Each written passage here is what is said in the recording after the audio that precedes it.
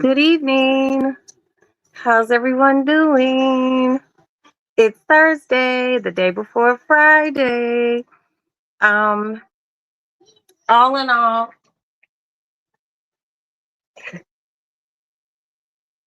I had to turn the TV down. All in all, my day has been really good.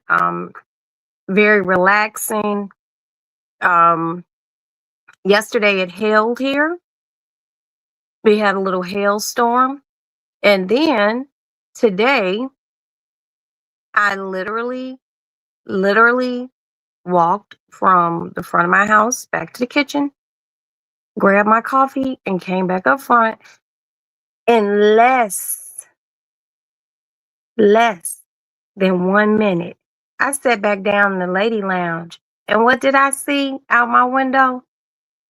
Snow. Now it didn't stick, okay? Which is like a good thing. The snow didn't stick, but it snowed, and the snowflakes were big, they were fluffy. Um, the snowflakes were big and fluffy. They didn't stick, but it's just the fact that just 2, 3 days ago here, it was 72 degrees. And I was just like, fuck, this is crazy. But I hope you all had a really good day.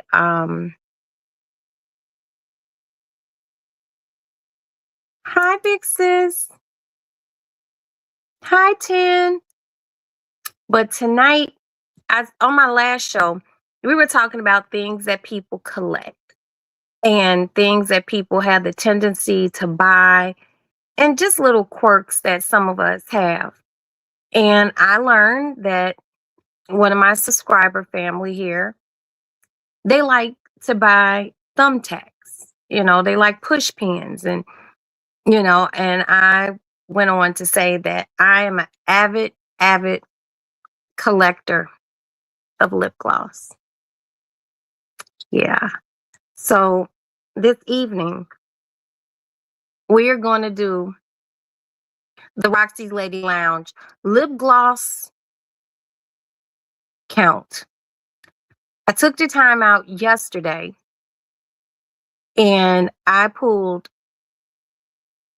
from what I believe, yes, lip gloss be popping. I pulled damn near every lip gloss I have. And I'm I'm beside myself. And I really think that there's some more lip glosses in here, but I'm not going to look for them. But we're going to head to my dining room table where I have all my lip gloss laid out and ready. And we're going to count them and I'm going to put them in a new container. The things we do in the lady lounge. Also, I had to go to Walgreens today. And I went to go buy these patches. Okay, these. And I use these patches right here. I don't have one on now, but I put one right here and one right here because my glasses have given me 2 dark spots. And I like to keep them on my nose because they are transparent. You can't see them. And I wanted them. And I was running low. So I went to get them. And there they are.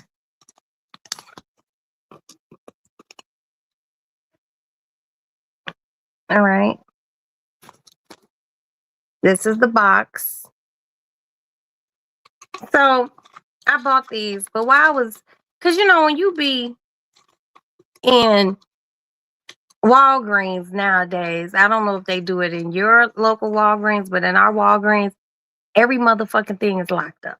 So you got to press a button and you got to stand there and wait for somebody to come to open the cabinet up. Why, when I was standing there, what did I see other than this?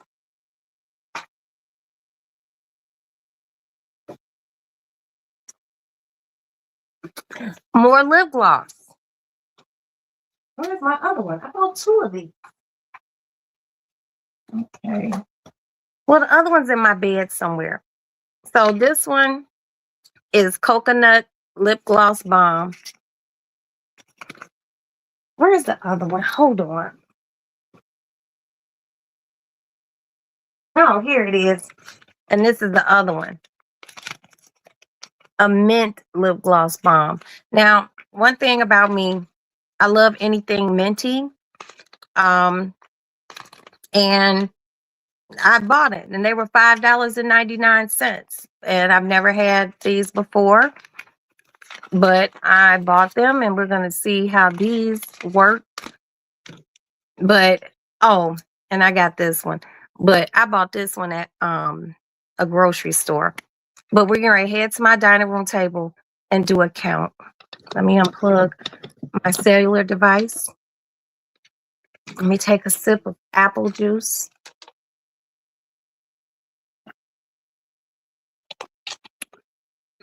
So good. I'll get up out this bed and head to my dining room table. Put on my house shoes. Close my nightstand drawer. Now, I know y'all gonna be like, Roxanne, don't buy any more lip gloss. And I'm gonna say, okay, I'll try.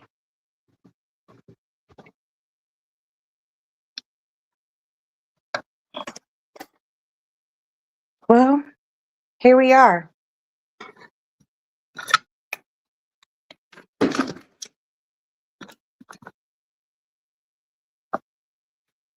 Here we are. It's lip gloss. Now, we're gonna look at a few of them. And, you know, I am oh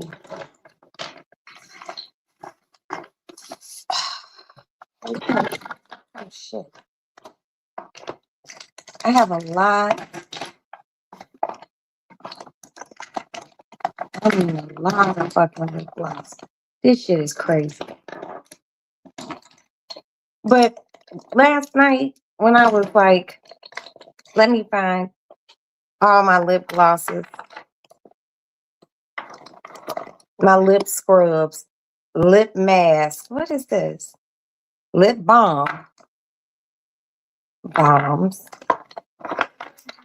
I was just saying to myself, I must have a problem, like seriously. Oh, wait a minute. And there's some more lip gloss in here. But these lip glosses, damn.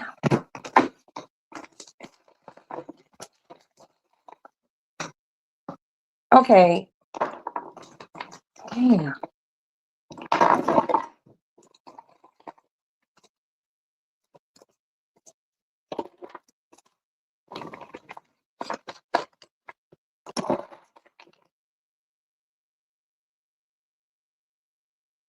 Damn, this is my Chestnut MAC lip liner. I've been looking for that. So, in my lip gloss game, let me just turn this way for a second. In my lip gloss game, my most coveted lip glosses are the ones that I spend the most money on. And these are the ones. Anything that's Chanel. So that's one. This was an empty Chanel, but I keep it so I can remember to buy another one. And I try to put them someplace where I can know where they are. So that's 1, 2. Wait a minute. Is this the top or the bottom of this box? Okay, this is the top. So 1, 2. We're picking out. Oh, I love this one too. This is a really bright red Chanel. 3.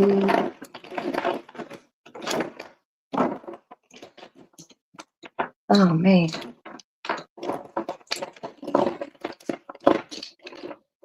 I love this one too. This is a Dior.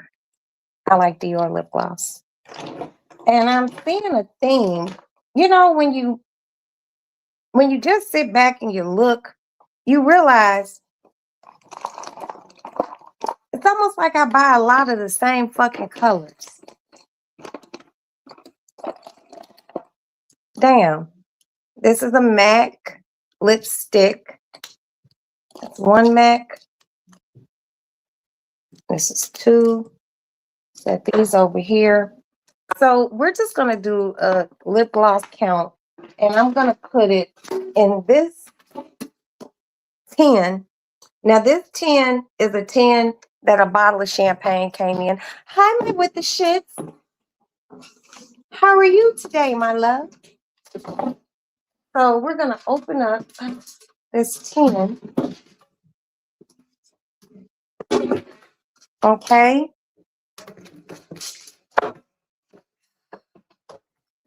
And we are going to start counting.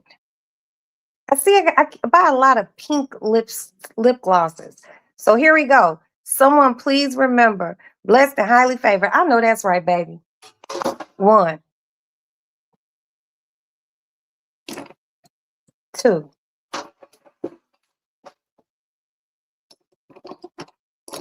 3. Okay, we're going to do it. I stopped at 3. Someone remember 3. 3.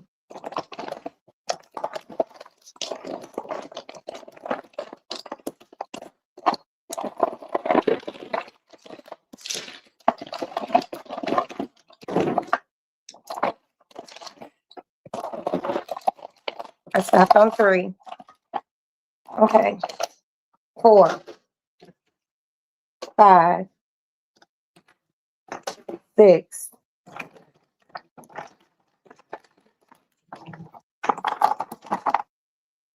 7,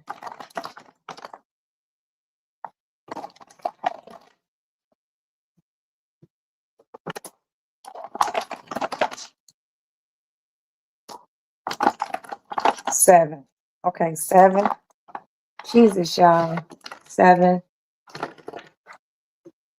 I stopped on number 7. Hi, House of Queens. What's up? Now this one, don't forget y'all, I stopped on number 7. So this lip gloss, I bought this because it looks like a syringe, like a needle syringe. And you just push it and put it on, and this actually plumps your lips up. So I stopped at 7. I'm trying to do all the flat ones, then move up. 7, 8, 9,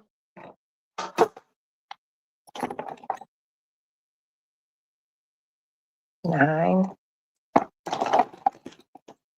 Remember 9.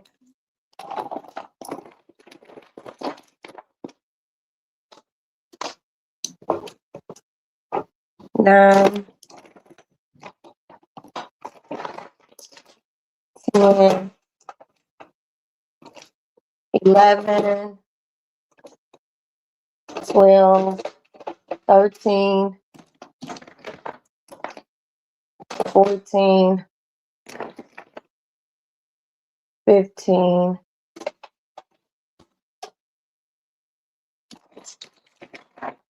16,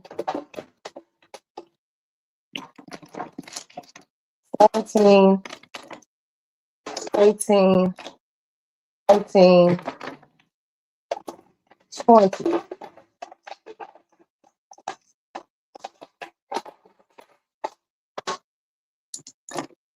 20. We at 20, y'all. 21, 22, 23, 24, 25,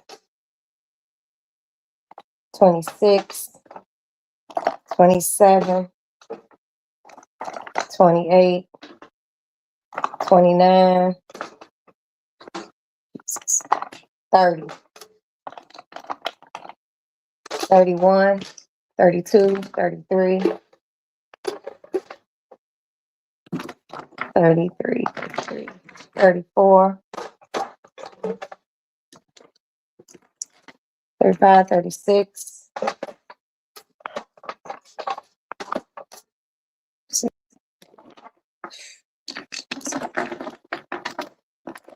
37, 38, 39, 40, 41, 42. No, 41, 41. I'm separating the lipsticks. 41, 41, 42, 40. Oh, this is pretty. This is a Care Bear one. I stopped at 42. 42. Okay. 43.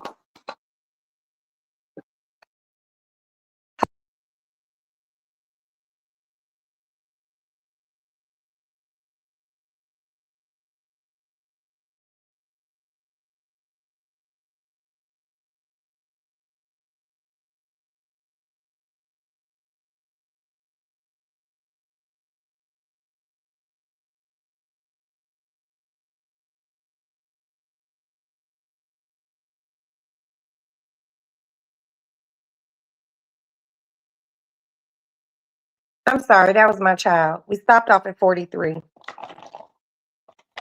44, 45, 46, 47, 48, 49. You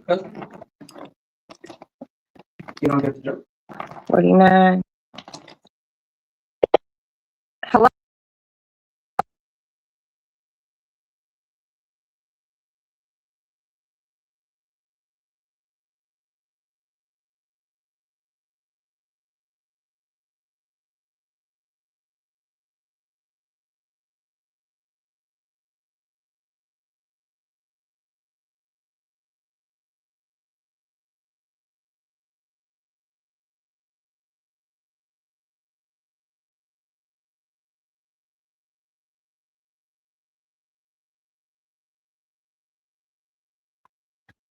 Okay, I'm sorry about that. I stopped at 50. Remember, we stopped at 50. I'm sorry. My daughter needs my credit card number. Shit.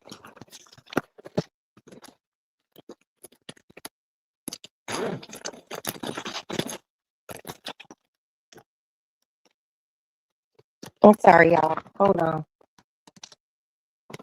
I'll be right back.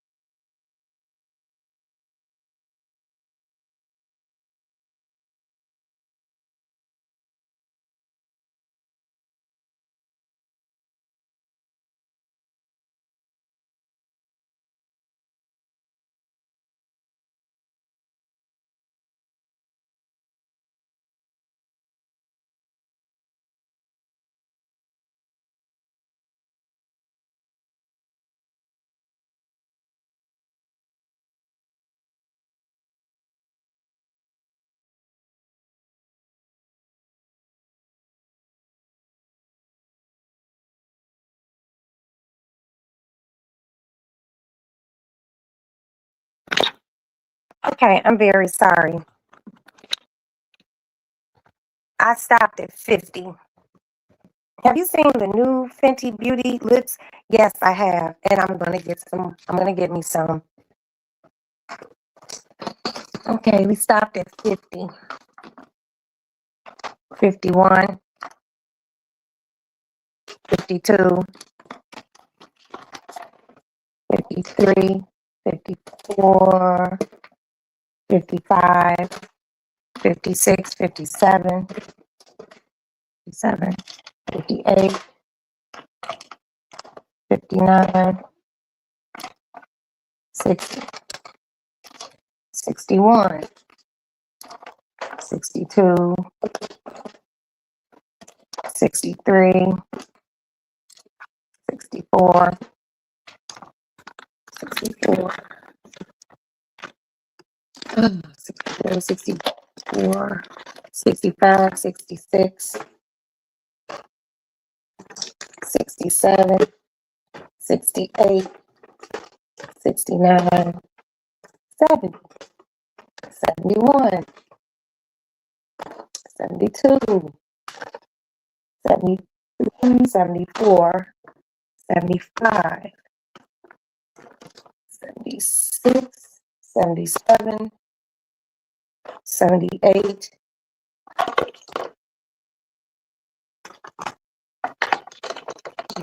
79, 79,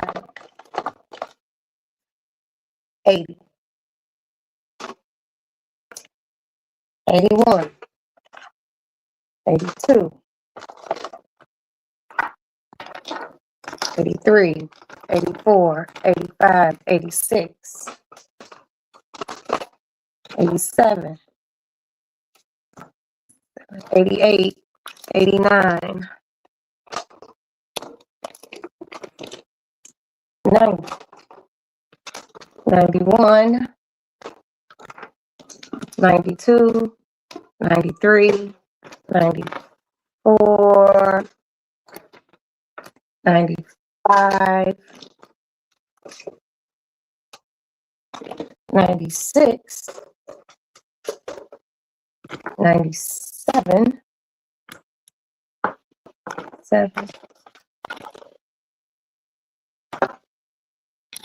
98, 99,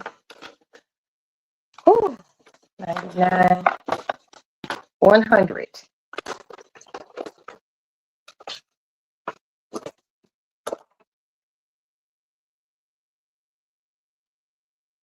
101.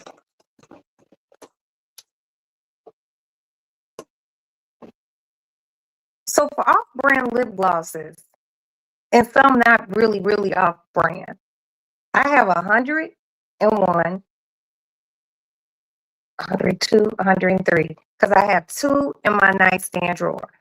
103 different lip glosses. Now let's just take a look at this. I have packed them in here very neatly.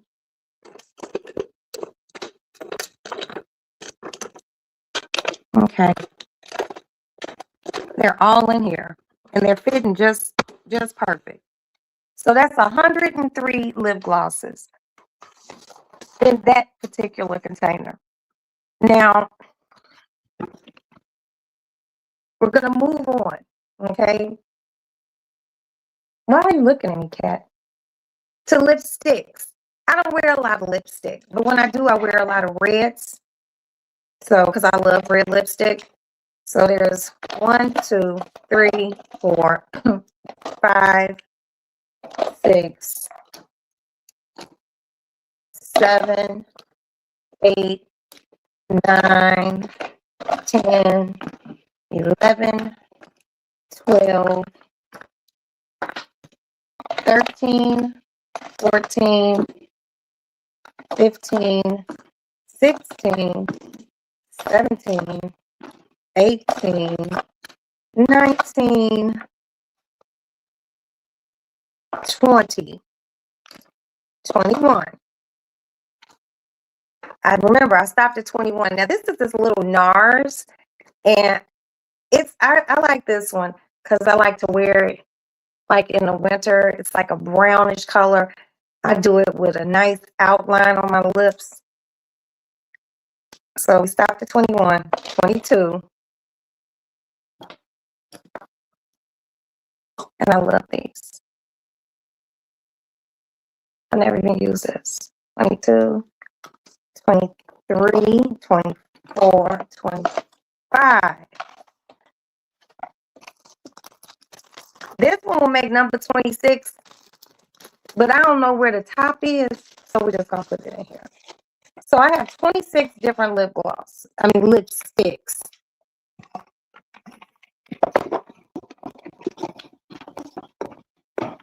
Okay. Let me close this up. Now, these are my faves. All right. These are my faves. These are all my Chanels. Okay. So there's 1, 2, 3, 4, 5, 6, 7, 8, and 9. So these are the 9 Chanels,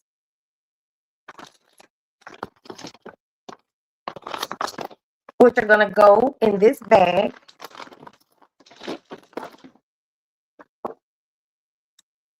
And this is a Christian Dior. I'm going to put these Diors in the bag with the Chanels and zip her up. And these are going to go in the Gucci box. And we have to do another quick recap count. I stopped at 103. This is 104 because these are the new ones I bought today. 104 and 105. But we're going to say just 104 because I'm going to give the coconut one to Madison. So let me do another one.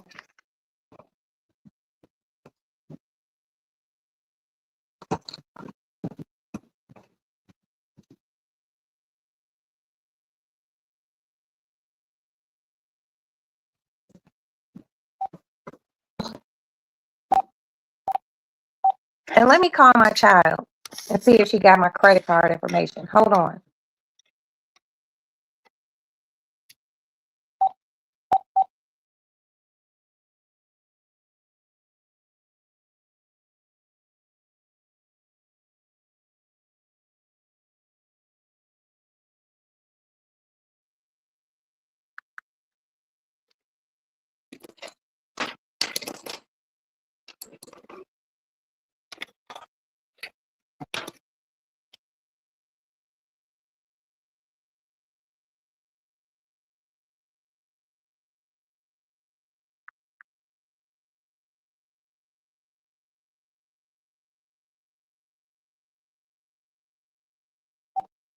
Well, she'll call me back.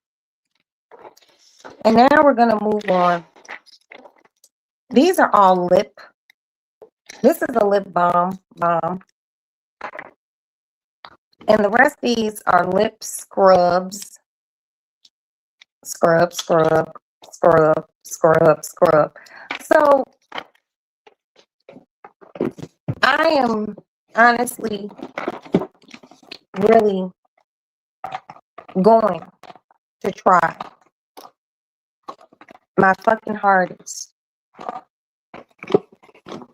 not to buy any lip gloss. Now I'm saying that. I don't mean it. I'm still going to buy lip gloss because I really do have, oh my God, this thing is so fucking heavy now. I have a lip gloss obsession. You should get you. Yeah, but I don't even know how I would do it, House of Queens. It just seems hard. You know what I mean? I don't know if I could do it and pull it off.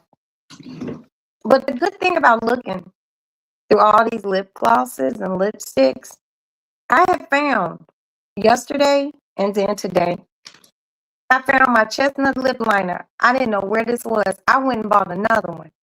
And now I have 2. So I'm happy. I'm pretty content with what's in here. Now I was gonna use this box to put some lip glosses. Oh shit.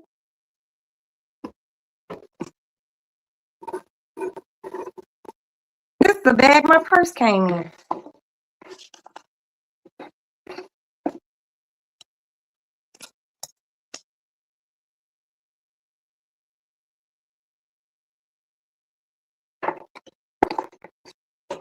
Hmm. So, and I had some lipsticks in this bag too, but shit. So I'm gonna put all my duster bags in here.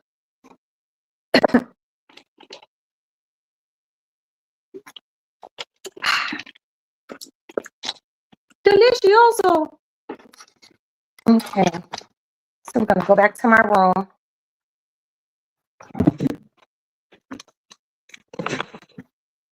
Watch it, cat. I just be trying to do, I be trying to get shit organized, and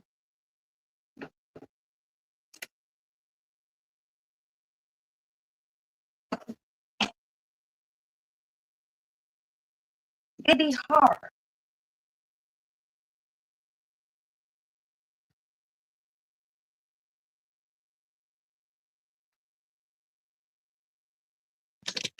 Hold on.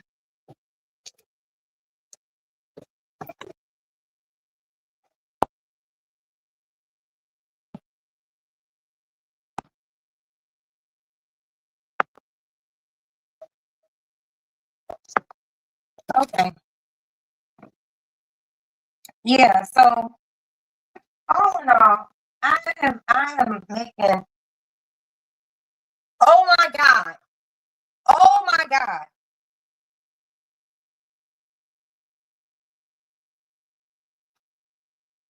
Okay, you all. I know this shit's gonna sound crazy. These shoes, okay? These shoes have been hanging up right there. And I called Louboutin today because I need to get them fixed. Because I let some woman wear my shoe and look what she did to the fucking heel. Oh, I found you. I thought you were gone forever. So Louboutin had to give me the number to this man who fixes the heels of these shoes. And I need him to fix both my heels. Hold on. Look what she did to the heels of my shoe. Look at that.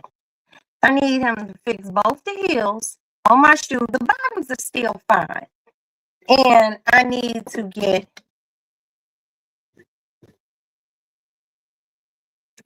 it has a strap that goes through here and goes around my ankle. And these are like some of my favorite shoes. And I told the guy who I buy my shoes from at Louboutin that, I was like, I got this pair that I need to, bring in. And I was like, I got this pair I need to bring in. And I told him, I was like, but for the life of me, I don't know where they are. Those motherfuckers were hanging right there in the bag, in the duster bag. So I'm just like, great. Wow. See, this is the shit I'm talking about. When you start going through things, you find all sorts of shit. Now, this is another Louboutin duster bag, but it's for my boots. And going through this bag, I'm seeing, damn.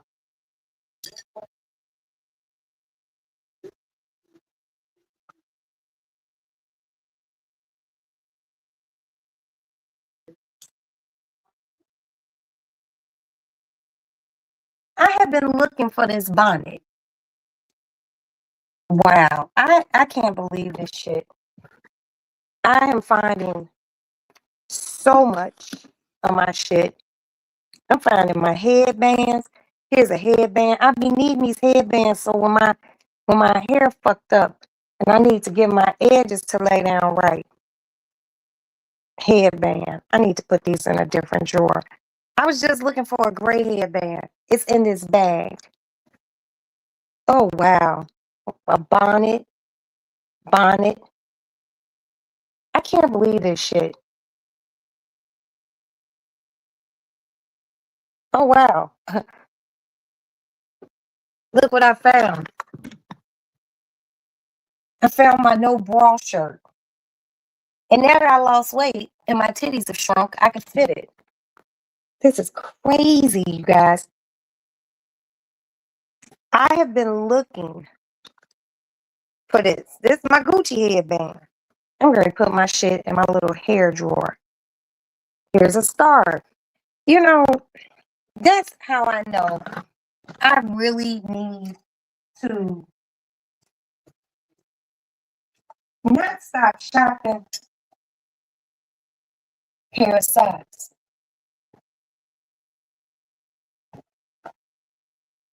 I need to just get more organized.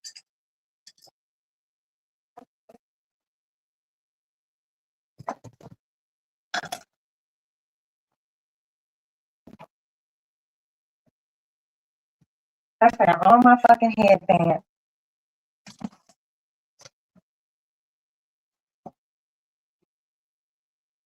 And I'm kind of feeling lucky because since I'm talking to you all, I was able to find my shoes. And I was saying, damn, what did I do with those fucking shoes? They've been hanging up right here in the fucking duster bag. So now I'm ready to put my shit back neatly. This is my corner. It's my shoe corner, my boot and bag corner.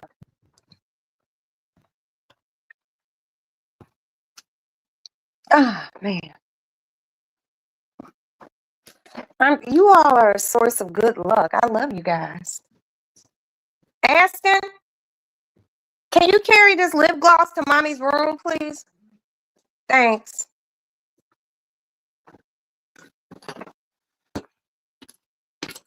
I was able to find my lip gloss. My lip liners.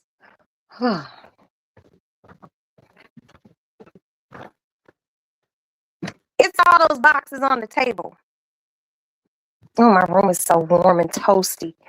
But no, like yesterday, because I was like, I told them I was going to do a lip gloss count. I found, thank you, son. Just set them right there. I got to find somewhere to put those.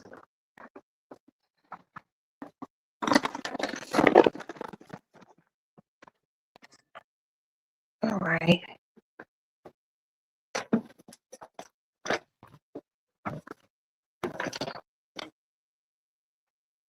My little corner is stacked up. Do you wear a lot of different fragrances? Okay, I'll show you. I don't, I do and I don't. I'm kind of, damn, where's my favorite bonnet? Okay, it's over there.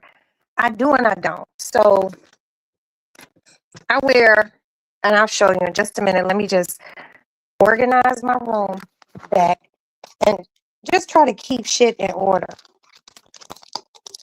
Now, you guys, I'm going to tell you all something. This bag right here, this bag is my favorite bag. I wear it like this on the inside of my coat. $12. 12 fucking dollars. $12 at Costco. I just like buying shit. And when I bought me one, I bought my baby girl one too. See, I'm good for that. If I'm in the store and I see something and I might be like, wow, Maddie might like that. So I always try to buy her something also. And I do that not just because I love her. I do it because I don't want her in my shit. Because Maddie got the tendency to use my shit. So, for instance, and then we're going to look at those perfumes, Miss Queen. So the other day, yesterday, Maddie takes a shower. Hold on, let me dump this.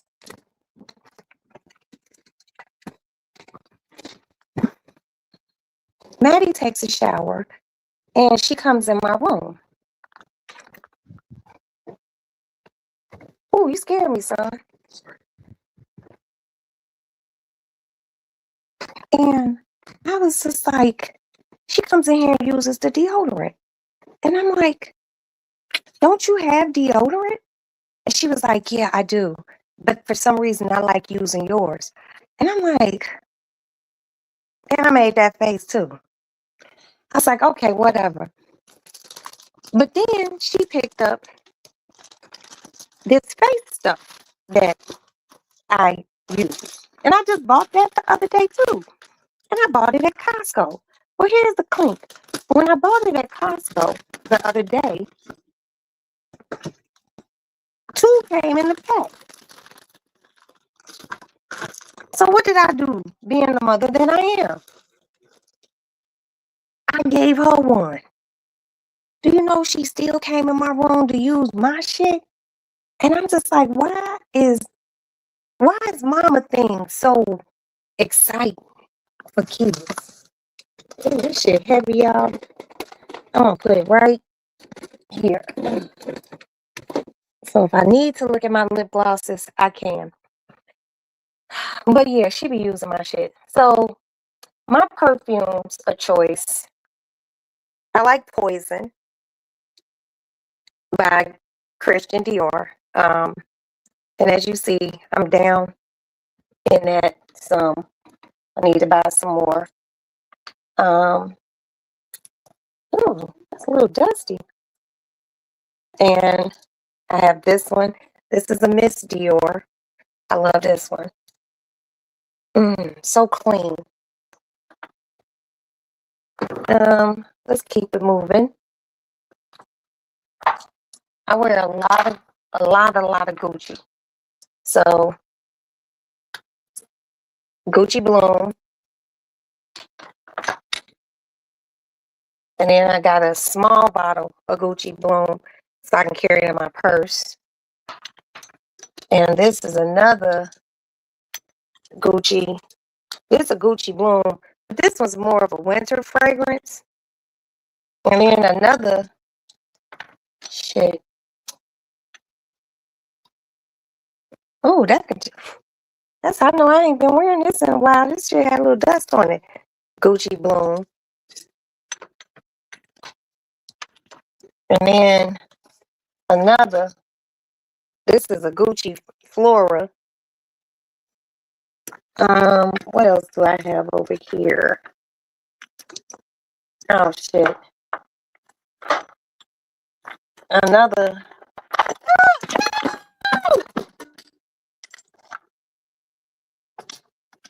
Hold on. Okay. Sorry. This is a Gucci what? What is this one? This is another Gucci Flora. So I really like Gucci fragrance a lot. A lot. What else is over here? I got Valentino. And the bottle's fucking full. And these bottles need to be wiped off. Let me get a dusting rag. What else is over here? I wear a lot of Nest. I like Nest. This one is Leche Rose.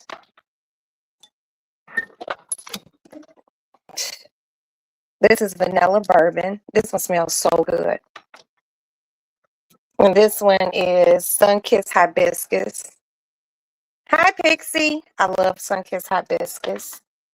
And this one, I don't know where I got this from, but I must have been wearing it a lot. It's called Reeve. I don't know where I bought it, but it must have smelled good.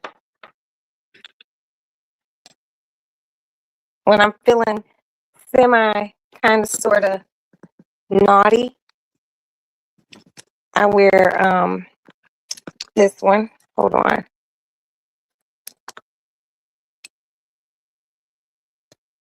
It's called Tokyo Milk, and it's called Black Widow.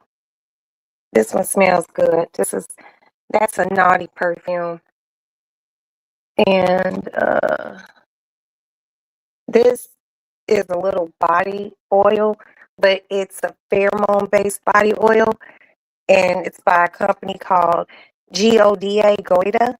And you can layer this with your perfume, and men will start to stalk you. That's why I stopped wearing it. I know it sounds crazy. I'm not bullshitting. Now, this was an atomizer that I got at Victoria's Secrets a few years back, and I was able to pop it after I used it all and fill it up with something else. What's in here? I don't know. And my favorite perfume right now is this Love Spell. That's how much I have left. I use this shit very, very, very sparingly. But I'm very basic with my perfumes. I don't I like I don't like heavy perfumes. I like soft, floral, I don't want to use the word whimsical, but like kind of whimsical, real girly type perfume. Now, I had a bottle of Tom Ford, and I had it from the time I bought it to the time my sister came over, and she was like, "Rock, I'm taking this," and I was just like, "Fuck." I was like, "Go ahead." So I let her just take it. But I'm into like really soft fragrances. What was this one? Hell yeah, they better be nice. This was a Dolce and Gabbana, just a small one. I used it all. And this is just like, it's called Mediterranean Mirage, but it's a Bath and Body Works. I like those little small ones so I can carry them in my purse, so I'm very simple when it comes down to fragrances. I had some Chanel, but I used it all.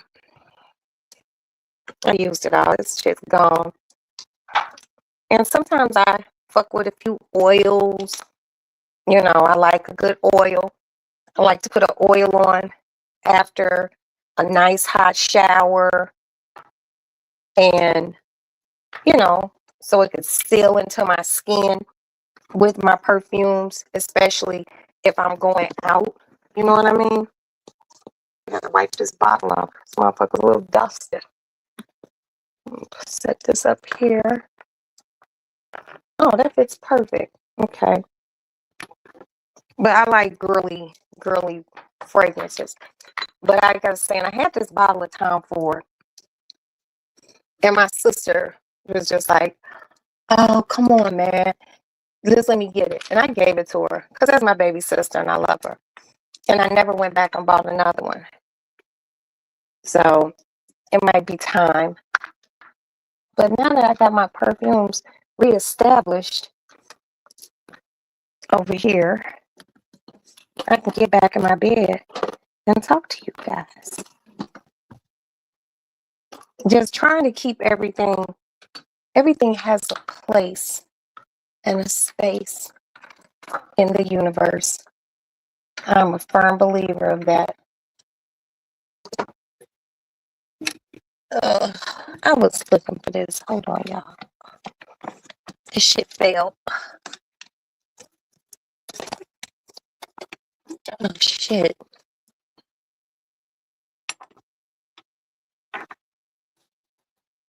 And I got these. Now, I got these when I went to the perfume counter at Saks. Look at this tester. Hey, look at this tester. This is a Dior. And it's a nice amount. You know what I mean? For a tester, look at that. I got one. And this is the other one. So I like to keep these and, you know, just put them in my purse. So if I'm out, and isn't this just the cutest? Isn't that darling? Now I got that tiny bottle when I bought the big bottle of Dior. But I just feel so much better. You guys, like I said, I feel like you all are like my lucky charms because I literally have been looking for that shoe all summer. Now, the story behind the shoe is I allowed a friend, a former friend of mine, to wear my shoe, my Louboutins. And I'm not, hold on, please. Hello? I think so, yeah. Why?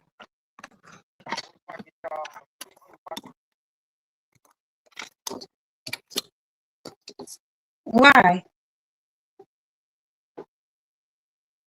Well, I gotta see because your grandmother can't fly alone. And I'm not trying to be funny, son.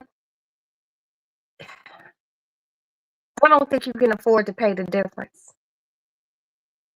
because those are first class tickets. Hello. But I want to get there early enough so we can take care of what, you know, needs to be taken care of. But I also need to talk to your aunt because I'm gonna need that list. Don't be worried, okay? Okay, stay positive because your grandmother can't fly by herself.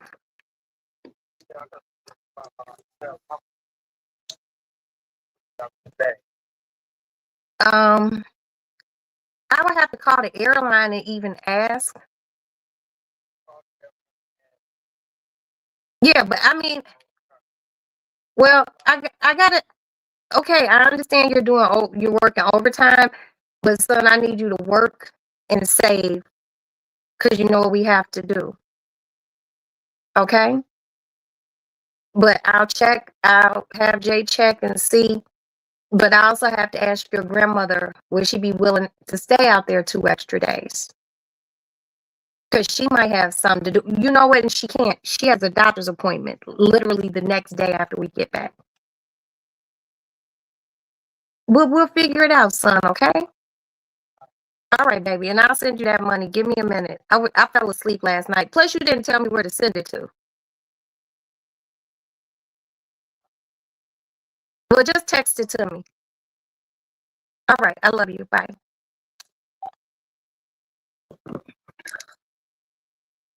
My kids. My kids. Like, people want to think because your kids get grown that they don't rely on their mama. My kids still rely very heavy on me. And guess what? I'm gonna be there for them every time they motherfucking need me. Period. But he talking about can I stay 2 extra days and he'll make up the difference. I said, I wasn't trying to be mean, but shit, those are 2 first class tickets. You can't make up the difference, baby. Just work, you know, just work and save your money. But no, seriously. So back to the story. So I let this chick wear my shoe, right? My shoes. Not only, and I'm mad again. That just shit made me mad. Not only did she lose both the straps to my shoe, she fucked my heels up. Look at that shit, y'all. Look at that. Look at that. She fucked my heels up. And look how new the shoes are. I had only wore these motherfuckers twice. Twice. Okay? And I let her wear them, and now she fucked both the heels up. Now, thank God they don't have to do anything else but fix the heel on this shoe. But hell, I don't know how much the shit gonna cost to fix the heel on the shoe. And I'm hoping it don't cost too much. And to replace the two straps that go around the ankle. Because this part go around the heel. And you know, it goes like that. And this little part, it got a little strap that go around my heel. I mean the ankle. And I need these ready for the summer. Shit. Me and Princess got a party to go to. It's a sorority fraternity party called Bowtie and Stilettos. And we got to be very, very cute. So I'm going to drop my shoes off to this guy tomorrow now that I found them. I thought they were up front in his bin. And they weren't even there. These motherfuckers been literally hanging on the wall. And some women are envious and jealous. Nice things some people have.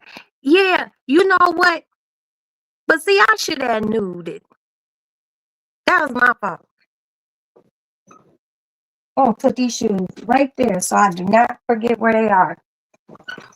I should have knew it. When motherfuckers only wear gym shoes with dresses, gym shoes damn near with everything in the summertime.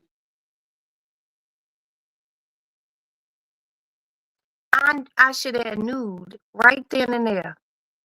Why would I let you wear these? But I let her wear them because it was her birthday. And it's not really her fault because she was walking on this thing and it had slats in between. It was, you know how like wooden boards laid down and the heel was getting stuck in between it. But I think you should use a little bit more, care with walking in those. And they looked good on her. Her whole outfit looked wonderful. But guess who got to fix the shoe? Me.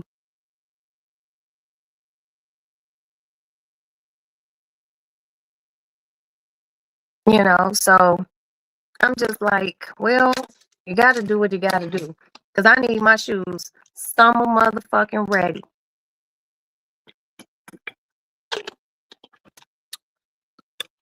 This apple was good as hell. I'm laying here watching Shark Tank. But nah, man, I'm so happy I did this with y'all. Because I wouldn't have found my shoes. And I just asked my son the other day. He didn't do it. I was like, yeah, I'm going to need you to check up in that, whatchamacallit. Matter of fact, let me see if my husband will answer the phone. Because he's at work.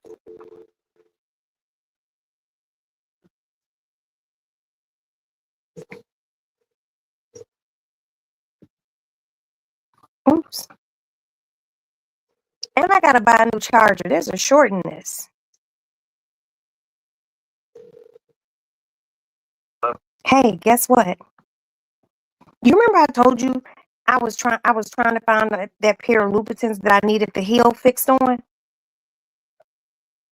And I told you, oh, they're probably up front. I literally just told you that the night before. Guess where these motherfuckers were? Hanging in our bedroom. Over there by all the other shoes in the dust bag.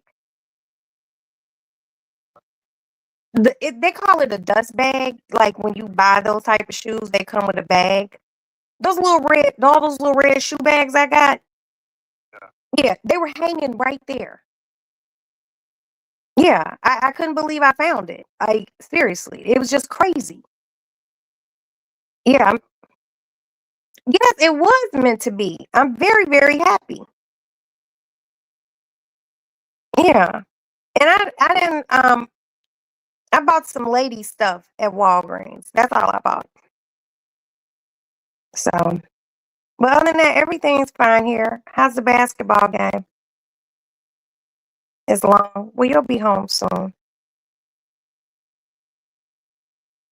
You don't have any training or nothing tomorrow? Again? Oh, wow. Oh, okay, but you don't have it next week. Okay, baby. Well, hell, just come on in and go to sleep. Okay, well, I love you. Yeah, I'm just excited about the shoe. I just couldn't believe it. Cause I thought it was up front in that yellow toe thing that the tissue and shit be sitting on top of. I thought I just threw them in there. They were literally hanging in this room the whole time. But I'm happy I found them. So yeah, and I replaced my Louboutin flip flops that Alex don't know that he gave to his girlfriend. I replaced those, so I'm summer ready as far as my shoes go. Yeah, so that's it. Okay, I love you. Bye. Oh man, you all just bring me so much joy. I'm telling you all, I was literally just talking about,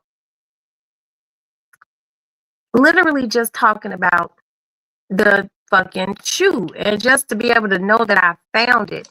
Oh my God. Now, you know, the other night we were discussing how things have a place. I'm really not a person who keeps anything out of place. You know what I mean? But I remember, good night, Pixie. Sleep well. Um, that's why I said, you know, I can't wait until we do move, because I just need more space. I need more space for my shit. You know, what did I think about Rihanna? Is that what you got to move the chat up, because I can't see because there's a $ blocking it. I think it was fucked up. I think that girl has mental issues. She's probably, I think she's probably some, you know, just my opinion, you know, I think she possibly might be like schizophrenic or something. Cause I watched some of her you know, because people were tagging it and shit like that. And I watched some of her lives where she talked about, you know, just running off at the mouth, just conspiracy theory as bullshit, you know. Rihanna ain't thinking about you, ma'am. No more than Rihanna thinking about me or any of y'all. Okay. I think people get obsessed with certain celebrities and they just start acting crazy.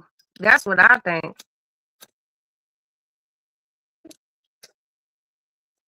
That's what I think. But most of all, I'm happy she didn't get shot. I'm happy her children, most of all, her beautiful babies didn't get shot. I'm happy ASAP Rocky didn't get shot. I'm happy the people who, anyone in her house, I'm happy no one got shot. Like, how dumb do you fucking have to be? You just upset about life. You're upset that you're not Rihanna. You're upset that you don't have it like she do. And somewhere along the line, you think this woman is plotting against you. That woman is not thinking about her. But Rihanna is a boss. And that bitch was able to hop on a private plane and go to another house that she fucking owns. Okay? You know, I just thought it was horrible. Horrible. Who thinks to do dumb shit like that? This girl is, she's somebody's mama. She a mama of 3 little bitty kids.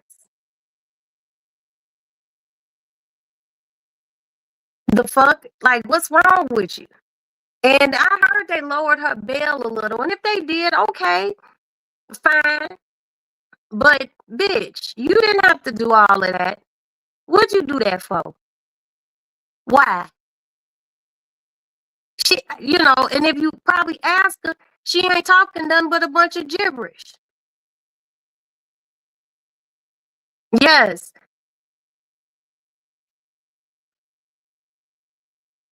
I'm just like, it's just crazy. You know, you just chilling in your house and a motherfucker just spray your shit up. You don't know him. You don't know him. You don't owe him no money.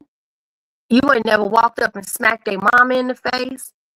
You ain't never punted their kid like a football. You ain't never stole from them. What's the problem? That's my thing. That shit happened. They probably talked to the police and shit. Her ass and got her babies and got a few things and got on the plane and left. And God bless her and her family. I wouldn't want that to happen to anyone. Y'all come here and chill with me. And I wouldn't want that to happen to you all or anybody you love. You know what I mean? I would be some kind of sick bitch to want to see anybody hurt. And I don't know Rihanna, but I know she's a mother and she's a woman. And that woman, they never did shit to me. I don't think like some people do. What if her babies were outside playing? Yeah, exactly. What if she had the kids outside? The weather nice out in California and shit, and this dumbass bitch ride up spraying the fucking house. In Beverly Hills? I mean, shit can happen anywhere. It can happen anywhere. But like, why?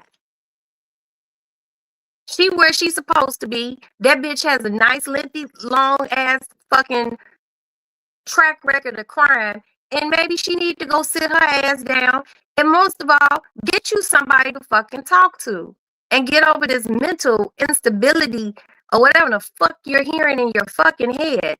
All that conspiracy theory. I hate conspiracy theorist ass people. I be hearing people talk about shit and I be like, that ain't even true.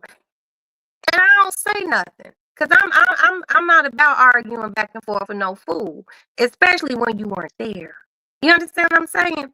So who knows what this bitch was hearing in her fucking head. I'm just happy that girl's babies and herself are okay. Cause that's just fucked up. Like, hi Kiki. I pray for everyone in California right now. Girl, yes. I mean, there's gonna be crazy people wherever, you walk in this on this earth. But the unpropagated things that people do to other people, it's crazy to me. It's crazy. The only way I'm gonna hurt someone is if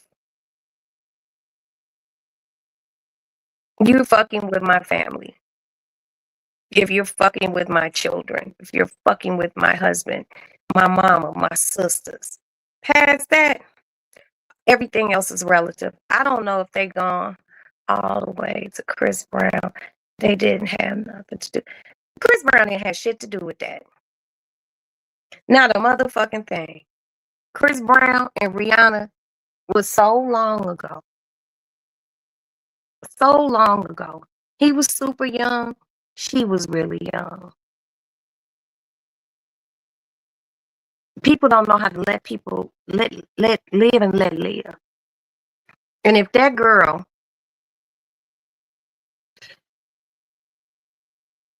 I don't know, but it's gonna be a million people on YouTube coming up with a bunch of fucking stupid ass motherfucking theories as to why she did that dumb shit. You big dummy, it's getting ready to be summer. Summertime in California. Beautiful. Beautiful. And you gonna be locked up. you gonna be locked up. The most precious thing is freedom and life. The fuck? I like being free. What about y'all? You know, motherfuckers are stupid. I just be shaking my head sometimes. The universe, karma, and God make I can't see Miss D's right. I think it might say all, but there's a $ blocking it, so I can't see what comes after make. Yeah, you right though. Give her ass time to sit down and think about the dumbass shit she did. Shooting at that girl's house like that. For what? You know? And she was saying so much mean shit about Rihanna. Like you know her. You don't know her. Makes Miss D's right. Yeah, you right. The weather feels good nap right now. Well, the weather here, it held yesterday, and today we had like some little snow flurries, but these was really big ass flakes of snow. They're like this big, just falling. I know what Nap County is. Nap, yeah, Indiana, baby. You know, um, and it only snowed for like 30 minutes. Then it stopped. It looked real pretty. It looked like a snow globe outside, and then it stopped. It just stopped. It didn't stick, which is good. It's been raining, you know, and shit like that. But that's good because it's March, you know.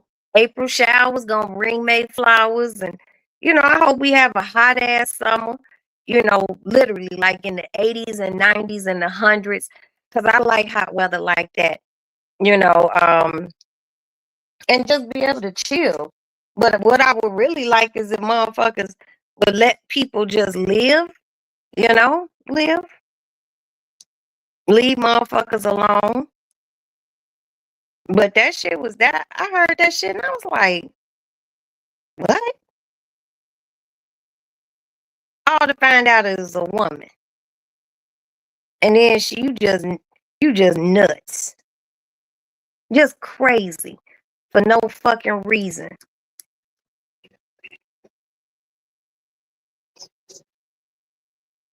Wait, what happened? 2 old people passed in 8 feet of water trying to drive through it. Where did this happen at? Wow. But you know, people be playing with those flash floods. When they be telling you it's a flash flood warning and you see all that water rolling and shit, don't try to drive through it. Don't. Not even if you a good swimmer or something. Just stay where the fuck you at. You know, don't try to fuck with Mother Nature. I don't understand people. You know, like about 2 weeks ago, it was like 7, 8 people. They were skiing somewhere in the mountains out in California, some motherfucking where. An avalanche hit. I think only 1 or 2 of them survived. And they had to bring dogs and shit to find the rest of them and whatnot. I don't fuck with nature like that. You know? And God make everything beautiful. But I just don't play when it comes down to certain things. You know, I already told y'all I'm not going. I don't want to go in no submarine. I don't want to go scuba diving. I don't want to go spelunking. I don't want to go cave diving where you know, you be in these caves and shit and there's water in them and they got all these little twists and turns. I don't want to do that. What else don't I want to do? I don't want to stand too close to a volcano because you know you can go to Hawaii, I heard, and like stand next to the volcanoes and shit like that. I don't want to do that. I'm telling y'all, there are just so many things that I just would not do. I have friends like, hey, we're gonna go skydiving. And it's like the tandem skydiving where the instructor be on your back and they harness to you in a car. That's crazy. That's crazy, Pixie. But they were old, so they should, God bless them. That's just sad. The FBI conference. What's going on with this drone attacks? Give us some news, Kiki. What's going on with this? Because that person in Washington fucking with people. Well, they not dumb. They just old, Pixie. Don't call them dumb. Because one day hopefully we get to that age. And I don't want nobody to think we dumb. We just old. That's all. That's why the drone shit going on. Because motherfuckers. Hold on. Let me choose apple juice.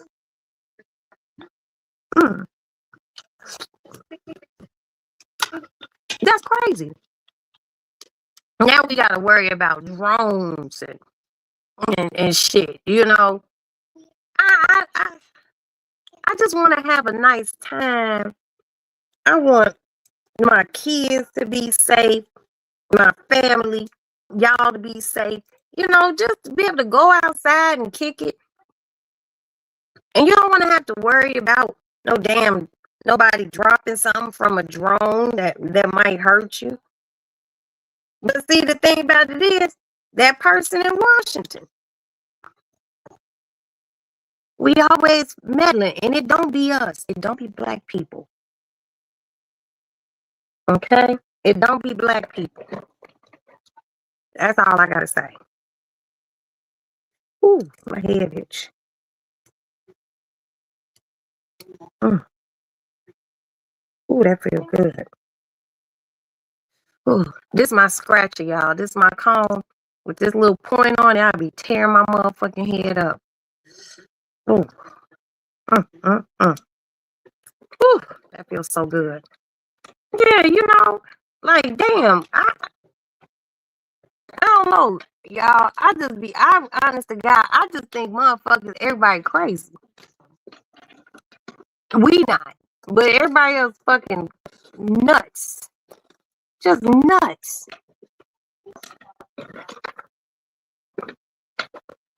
And you gotta be all careful going places and shit. Oh, what is this? Oh shit, I remember what this is. I don't know. I just try to stay in my lane. Don Lemon said, we losing. I don't even want to watch, but I got to get caught up. Yeah, you got to get caught up. I know people be like, I don't watch no news. And I'll be like, okay.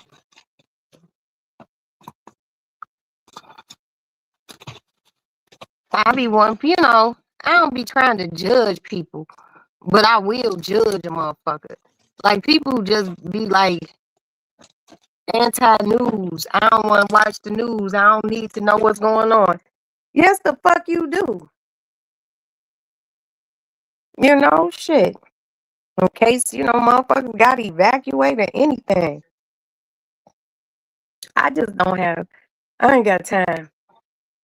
Iran said it will be in retaliation. Lord have mercy, Kiki. Lord have mercy, Kiki. And what's fucked up is this retaliation for something regular motherfuckers like me and you ain't got shit, ain't got a motherfucking thing to do with it. Not one. Not none. That's just crazy.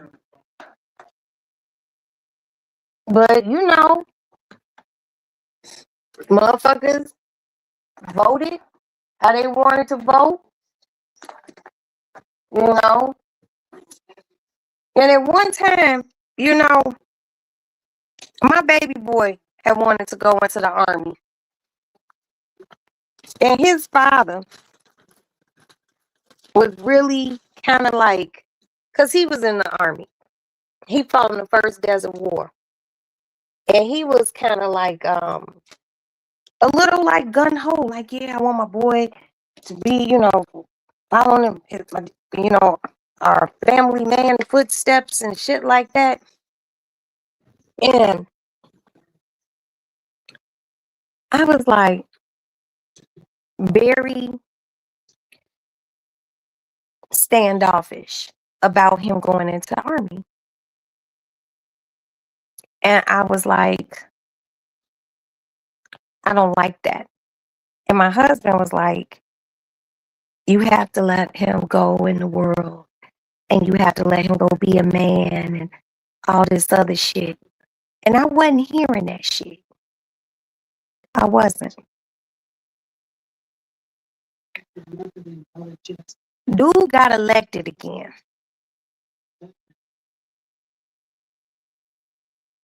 And something happened. I don't remember what exactly happened, but something happened. And my son had took the army test. I think it's called the ASVAB or something like that. He took the test and all that.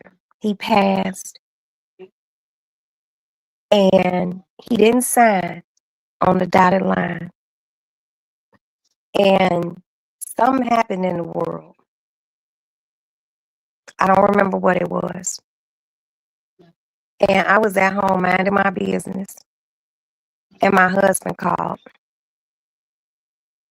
And he said, hey, tell Aston, don't worry.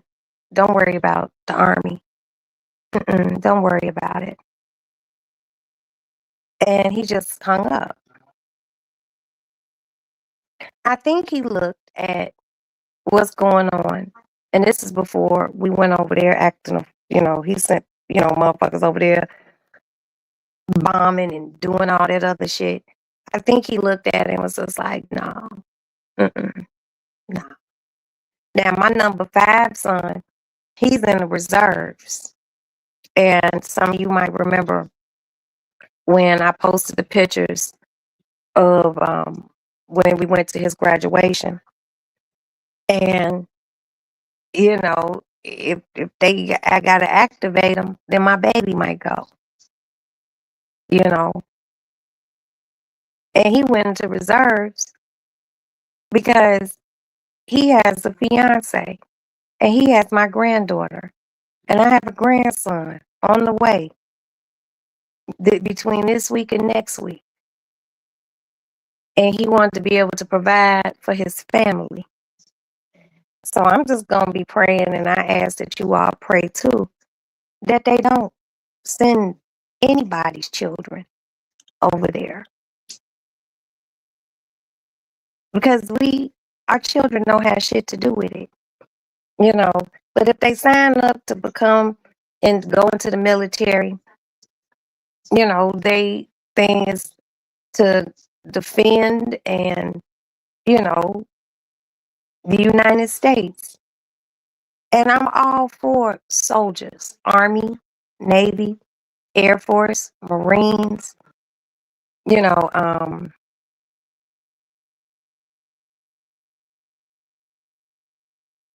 you know, but fighting for the right causes is what I believe in. Not not not fighting over no shit like this. And one of the biggest issues is we don't the people who be running our country,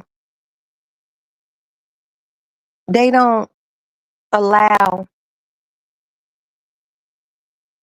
people to handle shit within their own house. Could you imagine Kiki or Pixie or Replay Gang? Could you imagine you and your man having an argument and somebody knock on your door and it's some outside motherfucker who you don't even know come in your house and be like, okay, Kiki, I'm just gonna say your man's name is John, okay? You and John sit down. Let me tell you all what you all should do. You'll be like, what the fuck? The fuck you mean? Tell me and my nigga what to do. You done inserted yourself in our business that's in my house and you giving your input. That's how I feel. And then the same people who will come and try to help you do some problem solving in your house, they house be fucked up. They shit don't be together. So my thing is, how the fuck are we supposed to help any other country when we ain't helping the motherfuckers that live right here within the United States of America?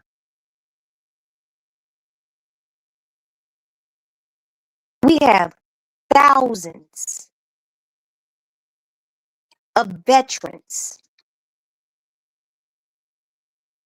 Black, white, Hispanic, Asian, who fought for this country in different wars, and they living on the fucking street.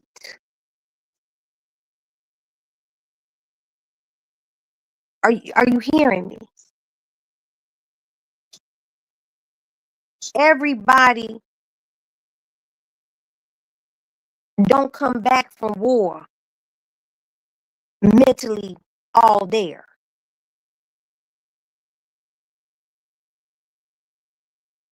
Some come back maimed, missing limbs, all sorts of shit. And then the ones who don't miss any limbs or nothing like that, they come back with just the memories. They be shell shocked. They have PTSD. They can't keep jobs. They turn to substances. And then they end up homeless. It's some brilliant homeless people out here in these streets. And a lot of them are veterans who laid their lives on the line for other places in this United States, well, outside of this United States.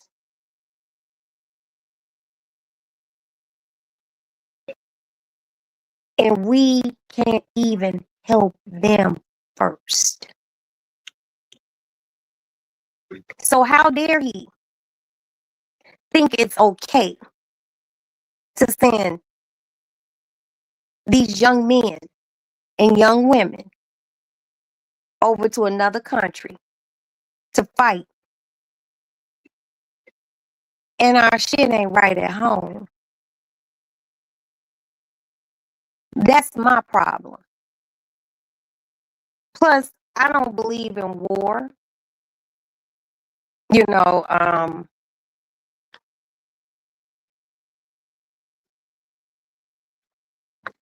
I don't believe in war. You know, I honestly believe, you know, war ain't good. But guess what? Sometimes things can be talked out. Things can be worked out diplomatically. So sorry, Brandon. Oops. My cousin Brandon were both Marines. Semper Fi. You know, and thank you, Pixie, and thank you, Kiki, for the people in your families.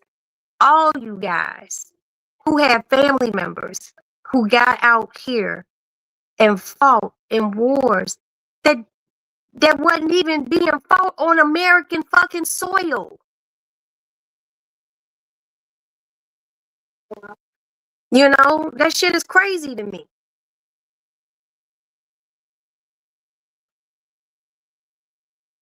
Mm-mm-mm. Exactly. Hold on. Let me put this up there. Hold on, Kiki. Okay. You damn motherfucking right. Some don't come back at all.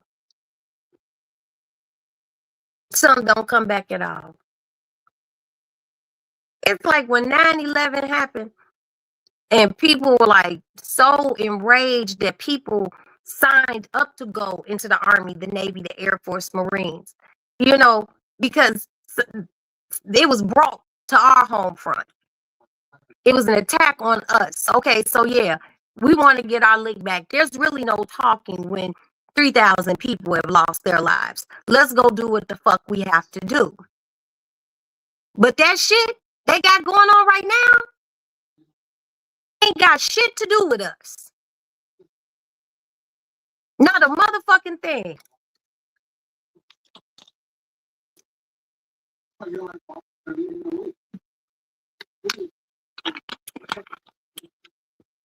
Not a motherfucking thing. And then I think I read something, or skimmed past something that said these motherfuckers might enact a draft. What? The last time the United States had a draft was the Vietnam War. After that, there was no draft. But when dude came into office, he made motherfuckers automatically when they turn 18 do this thing called selective enrollment. I think that's what it's called. Where they can just tell you to come on, we need you. We need you to go fight. Fight for what? When people was mad at Muhammad Ali because he wouldn't go over to Vietnam to fight, people thought he was a deserter. But he had a point. I don't know these people. They haven't done anything to me. Why am I gonna go hurt these people? This shit's fucked up. Motherfuckers just don't. People really don't be getting it. They really don't. It's primaries going on all over the United States right now.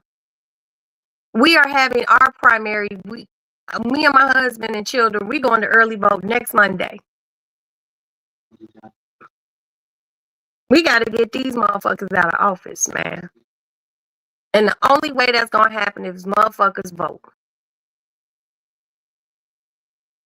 And a lot of these people who voted for that man who's sitting in Washington right now, a lot of those people have sons and daughters in the military. They're not going to be too happy if their babies go over there and they don't come back home. That's not defending the freedoms of the United States. It's not. It's money. It's oil. I was just talking to Princess yesterday.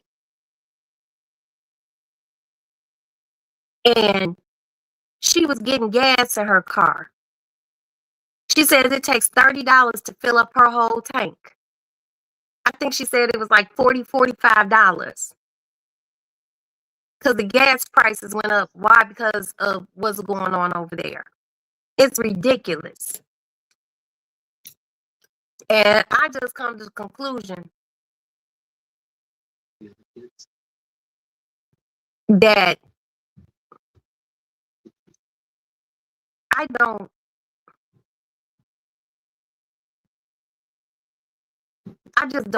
fuck with war. I don't. Thank you, Roxy. Even when they came back, it wasn't right. I had to cuss Brandon because he was on heroin. I didn't know him no more. I missed the government. Fucked him up. Yeah.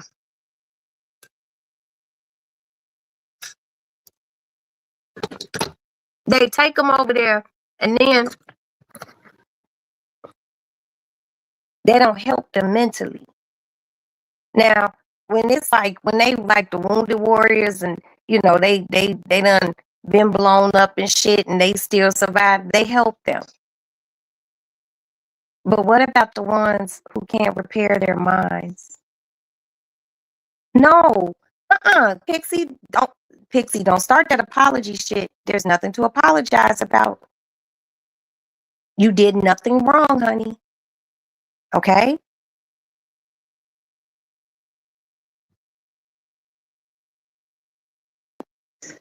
They come back in one piece. But look what Pixie said. He came back broken. It's one thing to be physically broken. It's a completely different walk when you're mentally broken. Your mind controls everything that has to do with the body. But when you've seen too much death, some of the things that some of these men and these women have seen fighting in going overseas and fighting in wars, some of the things that they've seen are and were horrific. Now he passed from an overdose. I'm so sorry, Pixie. Baby, I'm so sorry.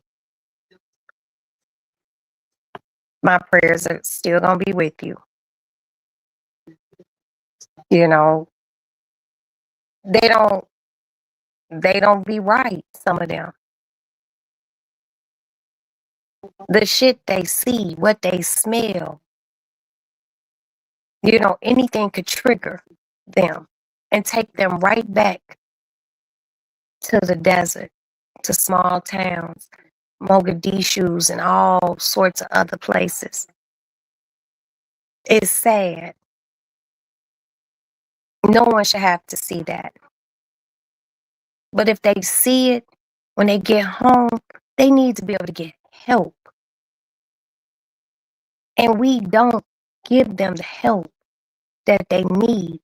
There should not be one homeless veteran in the United States of America. Let me say that again. There should not be one homeless veteran in the United States of America. That's how you know we dropped the fucking ball. When a person signs their name on a dotted line to defend the freedoms of this country, but then you end up going to another country to defend their freedoms. And you come back to this motherfucker and you can't get a roof over your fucking head? Suck my dick.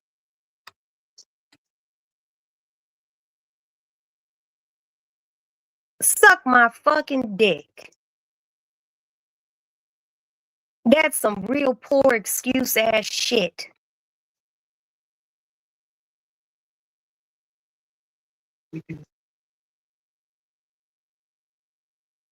That's the type of shit that makes me mad. When you see a guy outside with a sign, panhandling, needing change, and he got on an army jacket. She left. She probably feeling a little down. She might come back. If not, I called you the other night, Pixie, and you didn't pick up the phone. So I'll try to call you again later on, see if you up and check on you. You see a guy outside, like I said, with a sign trying to get some change or whatever, and it's a military jacket. You like, damn, this man went and fought. One thing he said he smelled burnt bodies. He tried to help. I let him even live with me, but I ain't used to no addict. Yeah, you tried, baby. You tried. No, I didn't call the wrong number because I called you through Instagram. Yeah, I will screenshot it and I will make sure you get it. I most definitely did. That's one thing. A lot of soldiers, military people say they remember the smells. The smells. You know, the smells of going through towns and small towns where you got to check door to door and it's dead people and dead animals and shit. It is gut wrenching. It is gut wrenching. You behind a little bit, okay. Catch up. You know, yeah, like if American shit was like just pristine, like motherfucker, there wasn't no homelessness, there wasn't homeless veterans, motherfuckers wasn't out here trying to hurt each other. If it was halfway ass decent, I would be like, go help somebody. But I don't understand how you can help a motherfucking another place when here ain't cool. We got somebody in office who taking books out of schools and don't want motherfuckers to celebrate Black History Month and all this other shit. And then we gotta go. Oh, your battery. Said, sorry, my battery. It's fine, Pixie. You want to go help somebody else and your shit ain't right. That would be like if I'm behind on my car note and Pixie behind on her car note. But I come into a few dollars and it's enough to pay my car note. But I pay Pixie's car note. That don't make no sense. Then maybe if I take care of my shit, then I can give Pixie a ride until she could take care of her shit. You understand what I'm saying? That's what I don't get. I just don't get. America wasn't America. That was. Yeah. You're right. You're right. You're right. The shit's just ridiculous, man. What about the mental health of people right here in the United States? My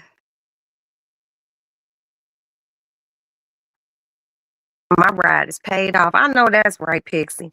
But I'm just speaking hypothetically. People got to take care of their shit first.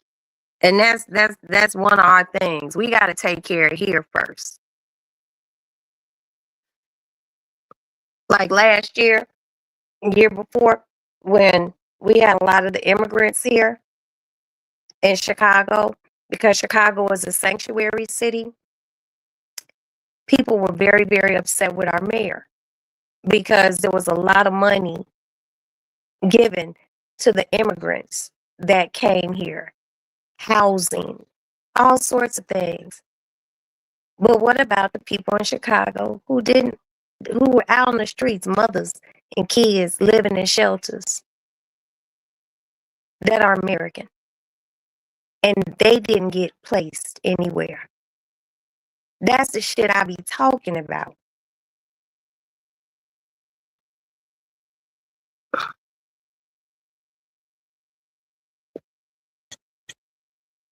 That's what I be talking about.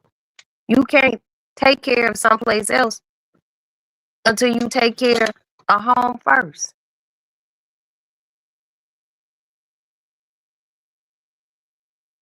You know? And I just think it's fucking crazy that people don't look at it like that. I don't know who's gonna run for president this go around. I'm hoping it's like Hakeem Jeffries or somebody. Even just somebody. I don't like warmongers. I don't like people who thrive off of dissension. And what's going on right now is motherfuckers thriving off dissension because of black gold oil. That whole Venezuela shit, that motherfucker went down there and took their damn president because of oil. Do you all know that Venezuela is the most oil rich country in the world? Not Saudi Arabia, not all over there. Venezuela. Then he gonna say he gonna run Venezuela until they can find a new president. Motherfucker, you not running this motherfucker right.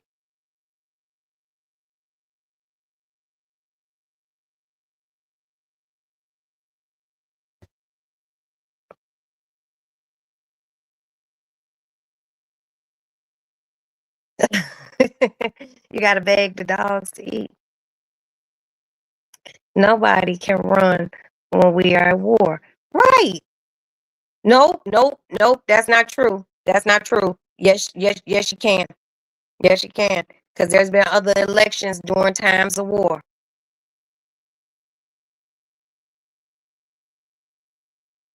Roxy got a crazy cat, and I got a crazy dog. Your dog's big, though. My cat is, watch this, y'all. Come here, honey. Where are you? Look, look. You see that? She like the doggo. You see that shit? Hi, honey. Come here. Come up here to your mama.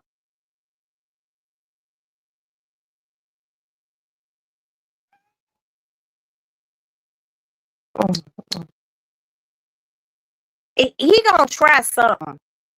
He gonna try to get somebody to run for vice president. I mean, president, so he could be on the ballot as the vice president. Hi. I'm talking to your aunties. Hmm?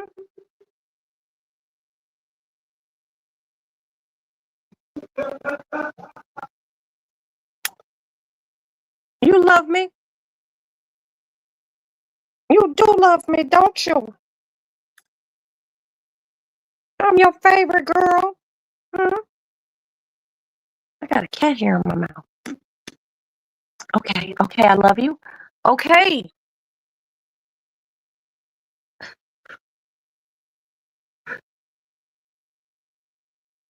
Yep, we voted for Bush during the war. Sure in the fuck did. We can vote. Motherfuckers just got to get out and vote.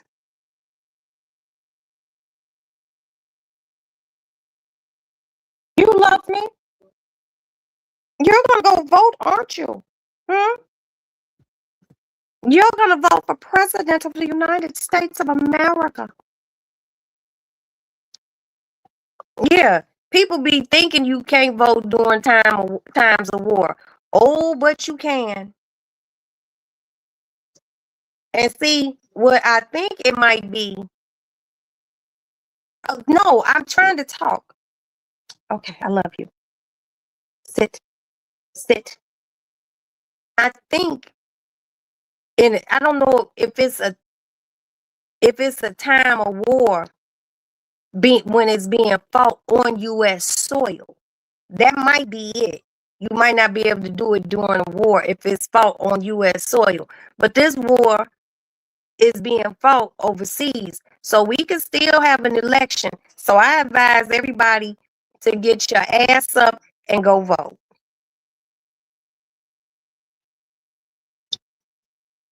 Because I ain't never seen no shit like this. And I've been around shit for a lot of presidents. This motherfucker is crazy. Hell, I would take George Bush over him. I would take Ronald Reagan. If you looking at the Republican shit, over him. I would take Baby Bush over him. I think Nixon might have been a Republican. I would take Nixon over him. Ain't that right, honey? I think Nixon. I don't know if Nixon was a Republican or not.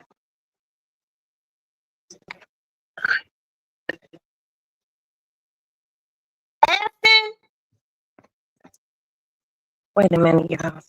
My baby girl told me I can't unlock the gate.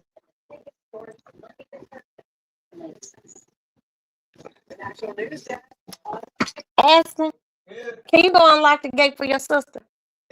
Please. She took my key, so I'm trying to figure out why she needs us to unlock the gate. Yeah. People just got to get out and vote. And don't be fucking around this time. Anyone but Vance. These motherfuckers, they ain't got good sense. Ain't got good sense. Like, seriously. Where's the good sense?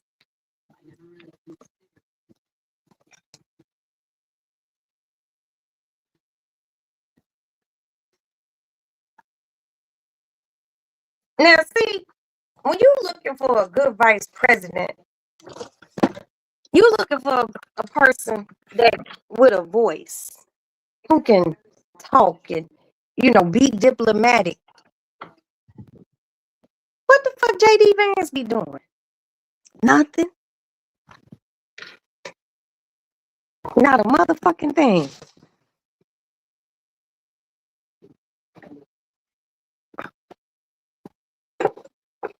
He put someone in that position as vice president, someone that he could run. Now, I'm going to tell you who was a badass vice president. I know it's going to sound crazy, but Dick Cheney, he was a motherfucker.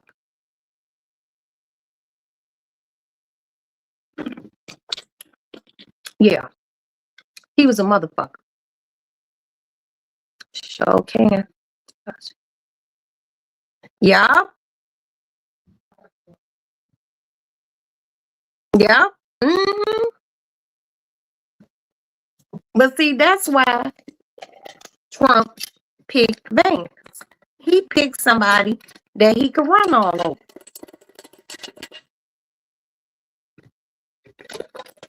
He wasn't going to pick nobody that he couldn't run all over. I don't even know where the fuck JD Vance came from. Oh, shit, I'm sorry. It's okay. Motherfuckers need to get out and vote. Go exercise your right when it's your time in your state. Here, baby. And I got some lip gloss for you. Here. It's on your bed. Here, put this in your room. I don't even know where JD Vance came from. That's a goddamn shame. He our vice president, and I don't even know where the fuck this dude came from. Never heard of JD Vance a day in my motherfucking life. Not one time. I'm like, who is he? But people wouldn't just vote for Kamala. Because she is a woman, she was black, she was Indian, she wasn't black enough. She was this, she was that. Like, really? So sister couldn't get your vote because of that. Now look at us. Look at us.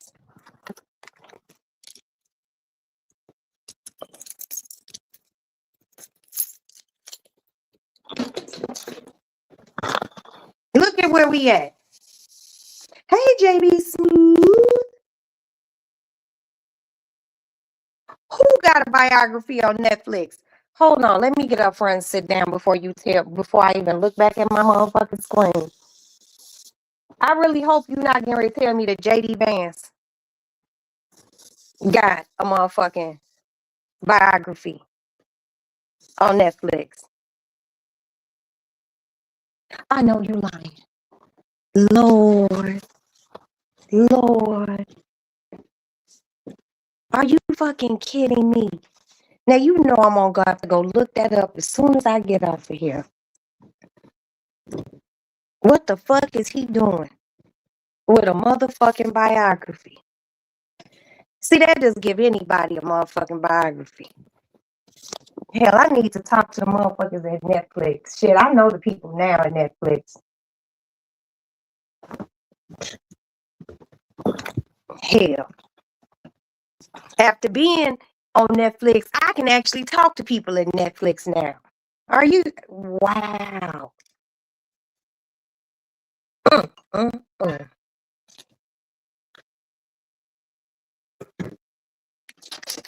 This month, you got me dropping shit in the lady lounge. Let me go get a paper towel. I gotta wipe this bottle off, fill my decanters up. The fuck JD Vance got a biography about him? This shit don't even sound interesting. Don't nobody want to see no damn biography about JD Vance. Hell, nobody went to see the goddamn Melania shit. And she said it wasn't a documentary.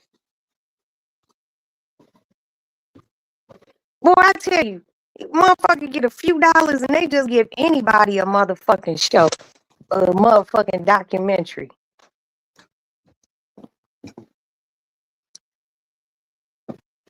Like, damn, dude, you ain't that motherfucking interesting.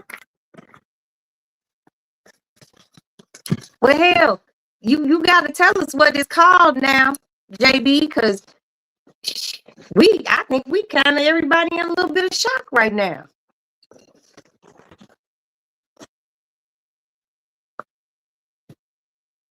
I don't want to see no damn documentary about no damn JD Vance. And they gave this motherfucker a documentary. Mm-hmm. That's crazy. That is crazy fucking work. I just didn't think you was gonna say that. Yeah, you need a bio too. We all need a bio on Netflix now. The fuck is you talking about? Cause that motherfucker is not that goddamn interested. While you bullshitting. I ain't gonna see no damn documentary on no damn JD Vance. And you know what? So crazy. I hate that you even told me that. I just thinking about it got my brain a little fucked up. JD Vance got, and y'all know I can get in touch with the people at Netflix now. After being on the Netflix documentary, I can actually talk to people there because I have been talking to people there. But I didn't know JD Vance had his own shit.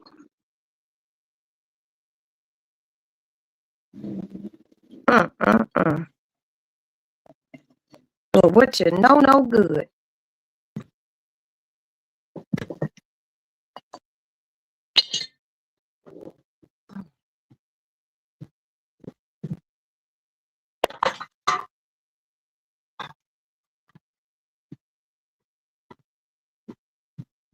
I'm sorry, y'all. I'm refilling shit on my bar cart. You know what? I don't think he wear eyeliner. You know what it is? He got this rare thing going on. It's called double lashes. It's a real thing. When you got two sets of motherfucking eyelashes, they like be one on top of the other, top and bottom. It makes it look like you have eyeliner on. Yeah, I've seen that somewhere because I forgot who the actor was. It was like a long time ago actor. And I think it was Elizabeth Taylor. She had those violet eyes, but she also had double eyelashes, which is really just like some different ass shit. But I did not know JD Vance had a motherfucking documentary.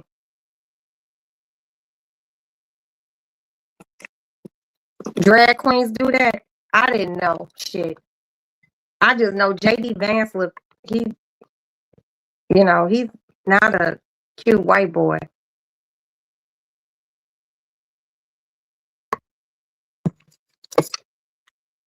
He's just not. I'm just too fucking JB Smooth coming. This motherfucker got us flipping over tables and shit, knowing that this motherfucker got a documentary. I saw it a while ago during the election. What? You watch too much RuPaul. Ain't nothing wrong with RuPaul, baby. You better work it. Mm-mm-mm. First, the Fat Boys break up, and now they get this motherfucker a documentary. And then they gave the wife that damn documentary. My cat play with anything.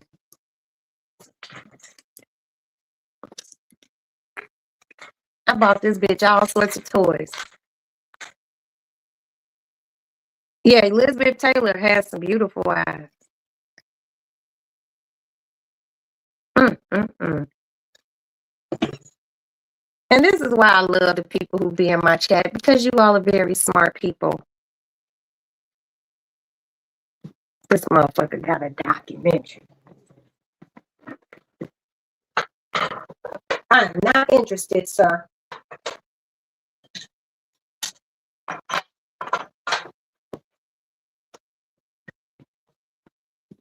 I'm trying to make sure my little bar cart is, full. Now y'all know I don't drink Hennessy anymore, but I gotta go buy a Hennessy, and that's it.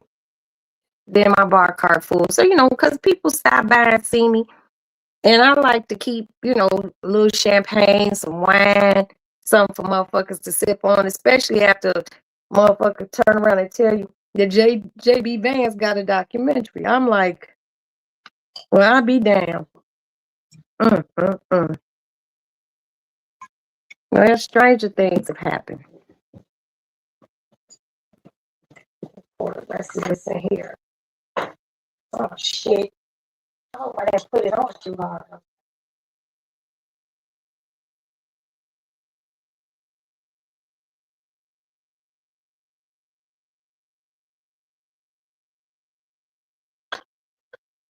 Okay. My little decanters are all full. Yeah, that's just some wild ass shit. You just watched the Bob Marley documentary. See, I could watch a Bob Marley documentary. I can watch a Bob Marley documentary. I can't watch no damn JD Vance documentary.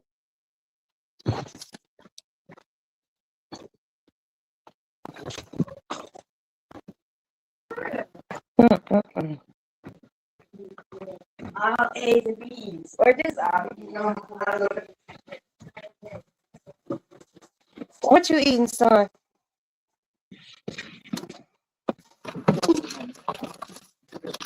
Okay. Can you get the trash out the bathroom? How you doing? I'm good, son. Thank you. Hi, other cat. Hi. We gotta go get her some food tomorrow, Aspen. She need a tasty treat. Dang. So we ran out of cat food already? That I just bought? There might be some still up in there. But she eat cat food twice a day. Make sure you put a little trash bag in there. okay. Who's that? My kids.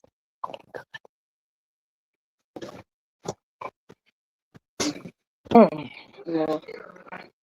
But nah, you fuck my head up with that. I don't even know what to say. Like, what can you say?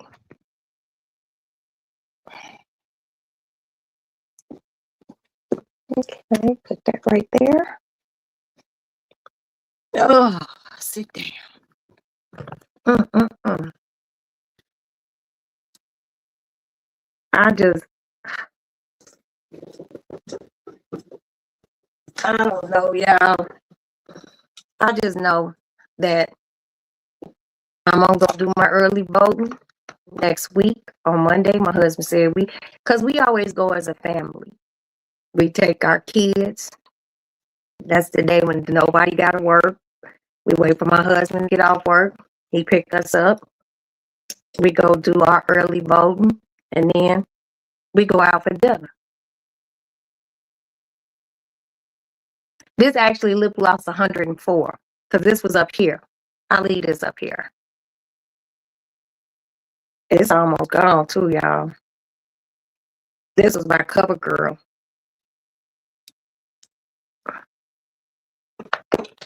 Okay. Yeah, people get a little beside themselves when it comes down to the whole voting thing. You know, it's just crazy. Yes, Kiki. Hold on. Hold on. Let me put that up there. We have to, you guys. We have to have an emergency plan. I be telling people, keep on hand cash in your house. I'm not going to tell you how much to keep in your house, but keep some on hand cash, okay? Keep water. And even if you don't have one of those water dispensers like they have at offices and the 5-gallon water you flip it on top, still buy a few. Keep about 5 or 6 in your garage or somewhere where you could keep them. You know, even if you don't got enough space, get some. Get a first aid kit.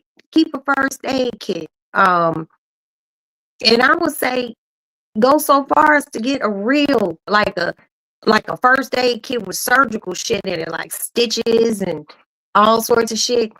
Get Neosporin. Keep some Neosporin ointment. You know, batteries, flashlights, candles, rope. I know it sounds crazy. Get rope. Get those big barrel containers that they be converting into making into barbecue grills. Get one and set it in your garage on your back porch. You know why? You get it, you drill some holes in it, and if it ever gets real cold because some weird shit is going on in the world, you can put wood in it and you can burn it and keep your house warm. You know, keep some gasoline, keep lighter fluid. You know, keep plenty of lighter fluid and shit because we don't know what these people are doing.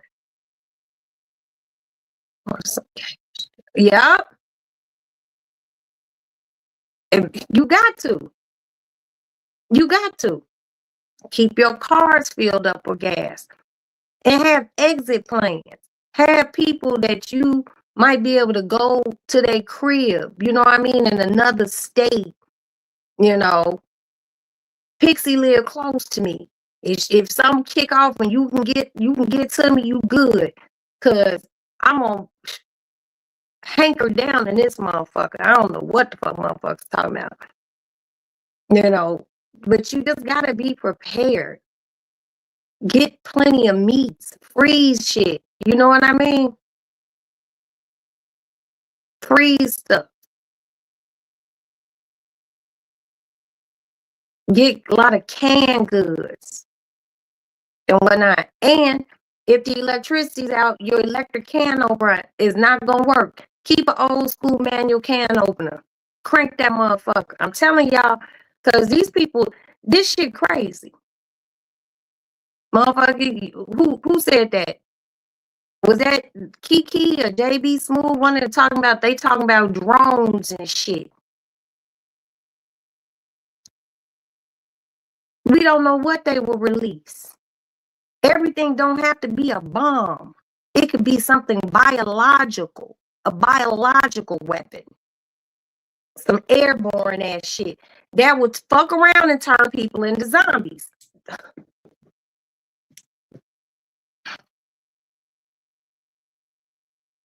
Every zombie movie I ever seen, that's how that shit started. It was something in the air.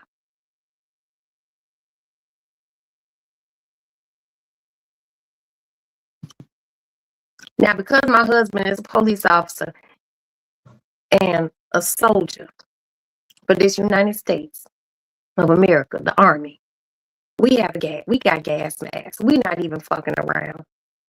Cell phones ain't gonna work either. Have a landline. Let me put that up there, Pixie. See, Pixie, you get the gold star for the night. Okay, you get the gold star for the night. And I'm gonna tell you why Pixie gets the gold star for the night. Because motherfuckers talk about me having a landline phone. I get called old lady with the landline phone. My mama, with her old ass, who's older than me, talks about me and my landline phone. But I bet you one motherfucking thing, if anything pop off, haha, even though the landline phone run through the internet, guess what? I can take it out of the little internet box and I can plug that motherfucker directly into the wall and call who I need to call. Now I don't know who the fuck I'm gonna be able to call because don't nobody have no motherfucking landline phone.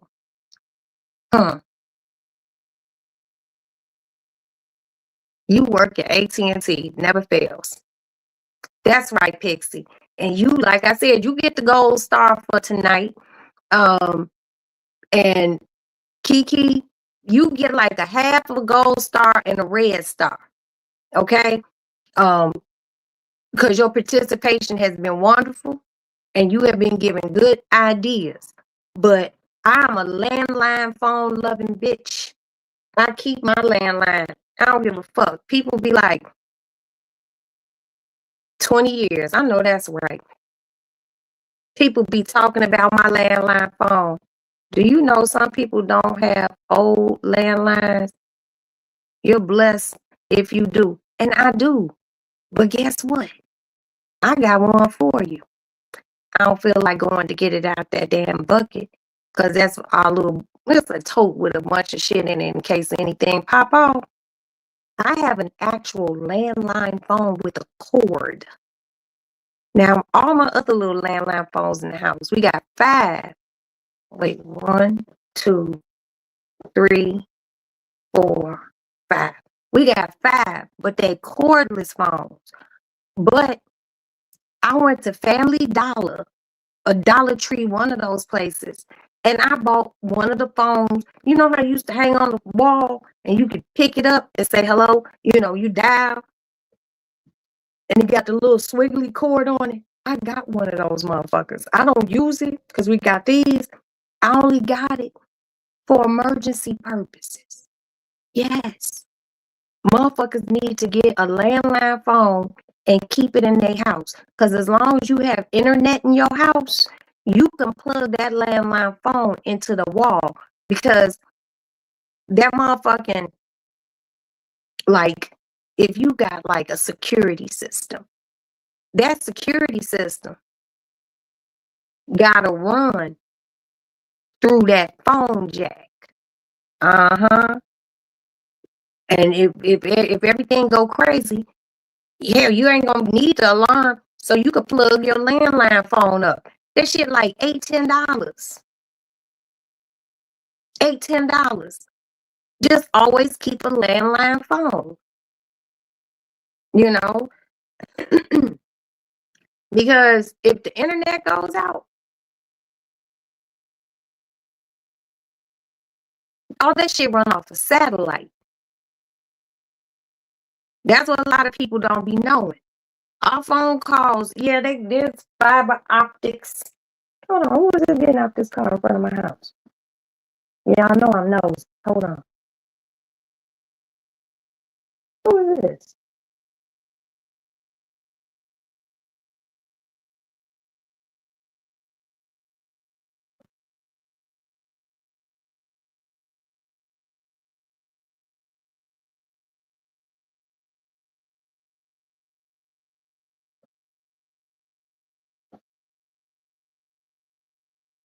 Wait a minute.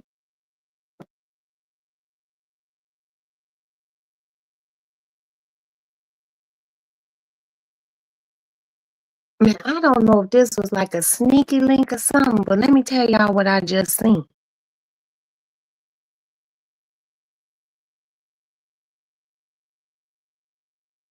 So apparently this guy and girl just pulled up in front of my house, right? In a lift. They got out the lift and they done ran across the street and they getting in another car. Mm-hmm.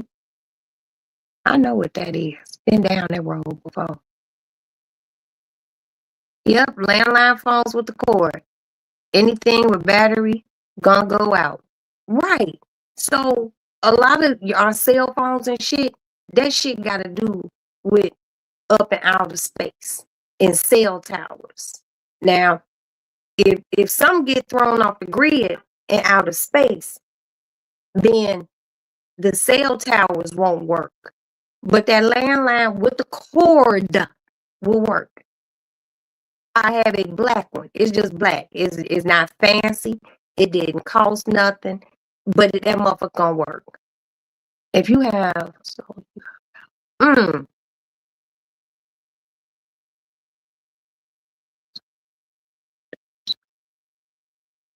okay. Okay. Kiki, you also now get a gold star because you giving pertinent information. Okay? You giving pertinent information. But I'm telling you, everybody needs to get a landline phone with a cord. You don't have to use it. And you can just have what you have. But just get a landline phone for your house in the event of emergency. Even if your power go out in your house and you can't, your phone is on, your cell phone is gonna die or whatever. You can plug your landline phone and still check on your loved ones. Remember I work for Mr. Musk. Yeah. Okay. So you guys, some good shit. But you know what people need to get to? Generators. They got solar power generators. But if you got this girl keep running to you. Now I'm a dude running down the street. I don't know what they on. But if you have a home and it's your home. Yep. That's that. Yep. Keep it time. If you own your crib or you still paying a mortgage on it, invest in one of those generators. It's called a Generac generator. Those motherfuckers about $15,000-$20,000. But you can get on a payment plan and get it. What it does is it runs off gas. The line, when they install it to a gas line. So when your electricity goes off, even if you're just having a summertime power outage, it automatically kicks in and converts your electric to gas energy. So you don't lose your computer, your refrigerator still gonna be running. And then when the lights come back on, it automatically cuts off. You don't have to do shit. They expensive. Okay? I just seen one at Home Depot the other day. Home Depot sell those motherfuckers. You can get financed and everything for them. But it's good to have. It's just good to have a backup generator, you know? And one, and make sure, you know, you got just plenty of everything you need. Now one thing,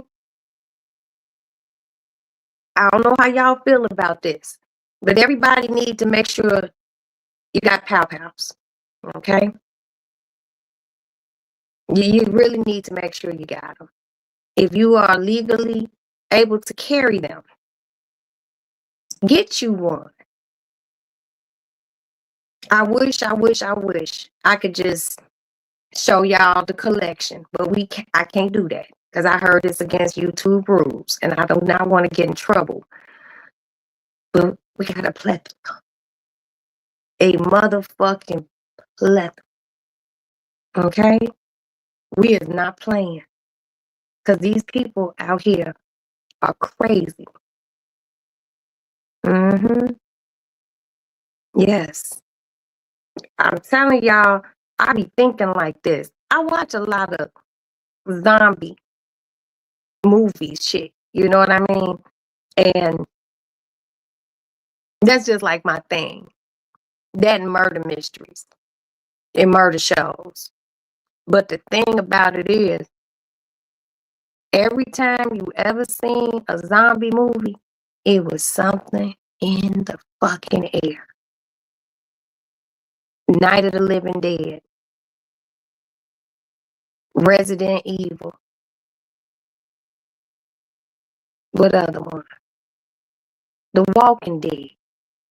It always starts with something that gets in the air.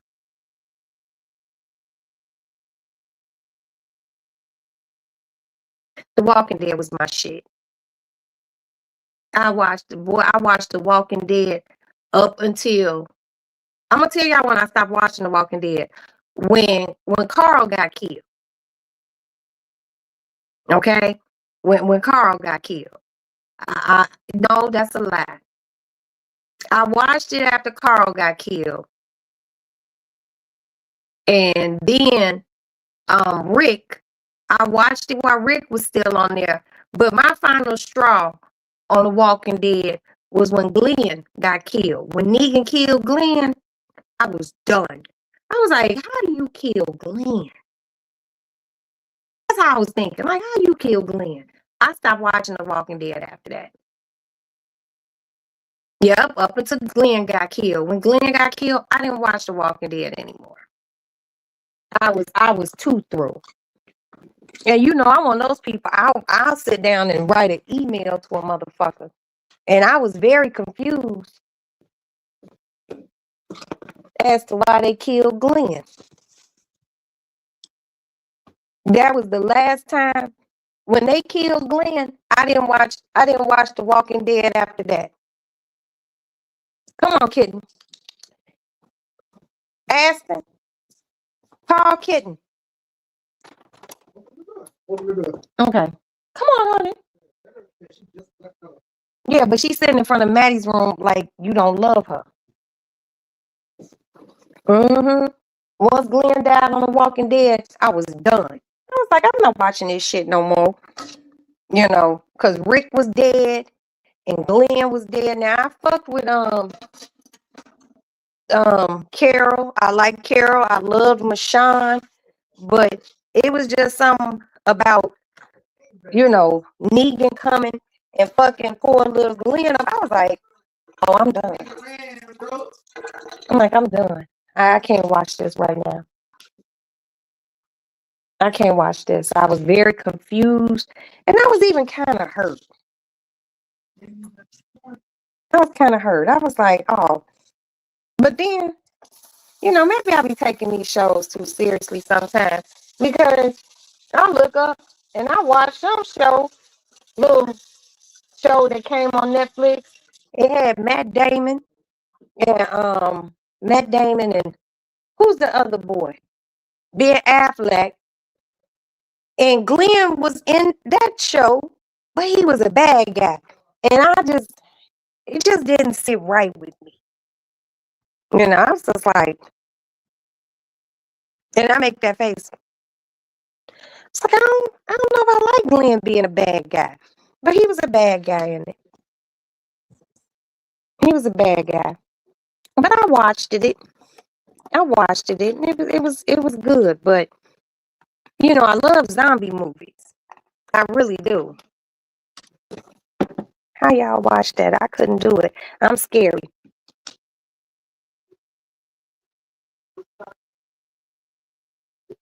Kiki, stop it.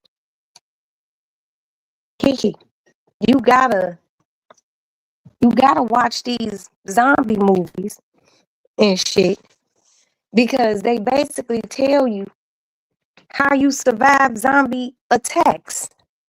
That's why you gotta watch them. Now, what cat?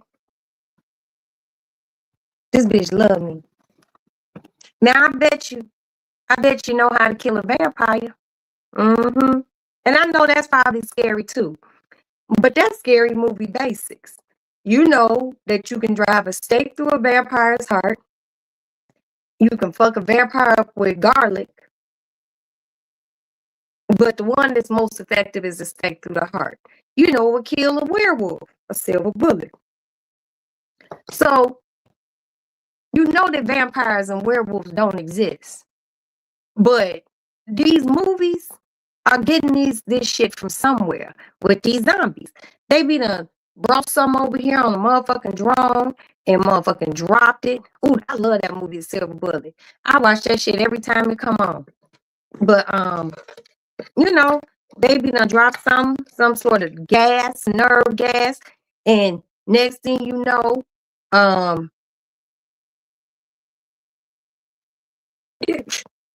motherfuckers coming up from out the fucking ground on us. Shit. You gotta watch these movies. I don't know whose car it is. I hate my neighbor. That's my parking space. Yeah. Your daughter said, wait, my daughter told me I was gonna get God. Yeah, I mean, like, I'm not trying to be like the bearer of bad news or anything like that. But Kiki, you gotta watch these zombie movies. They be telling you what to do. This movie, Train to Busan. That somebody put me up on that movie. I done watched it like a million motherfucking times. You gotta watch these zombie movies. All that shit in zombie movies is because something happened something was in the air. Fucking motherfuckers dying or going crazy and coming back to life. You gotta watch these movies. You gotta be on cue, baby. Anything could pop off. Shit. I'll be telling people. I'm kind of thinking the Matrix is something to look at again too. Yeah, the Matrix. The Matrix is good. Keanu Reeves was on that motherfucker. When he was fighting old boy, he was like, he was going crazy on him. Mr. Anderson. That's my movie. That's my shit. I could fuck with the Matrix, but it's not zombies. That's some old computer shit. Some shit like that. But I do believe that a zombie apocalypse can happen. Shit. I'm convinced. I know y'all like Roxanne just be crazy as hell. But it's just my thought process, man. It's my thought process, man. But I just I like zombie movies, and they basically have given us the playbook. What to look out for, shit like that. Oh, speaking of the Matrix, Morpheus, Lawrence Fishburne, that movie was fine to me. I don't know why. I just thought he was fine as hell. Because he was all mysterious and shit. hmm But no, I'm into zombie movies. Like, Like, I want to see 28 years later, but it hadn't come out on cable yet. I didn't watch any of that stuff. Shut up. Kiki, are you joking? You never seen The Matrix? I'm waiting for you to say yes or no. Kiki, you can't tell me you ain't never seen The Matrix. Okay, I'll let you go on the zombie movies because you just don't fuck with them like that. You ain't never seen The Matrix? I'm waiting for you to say, what? Just say yes or no. That's what I'm saying. What? Hold on, y'all.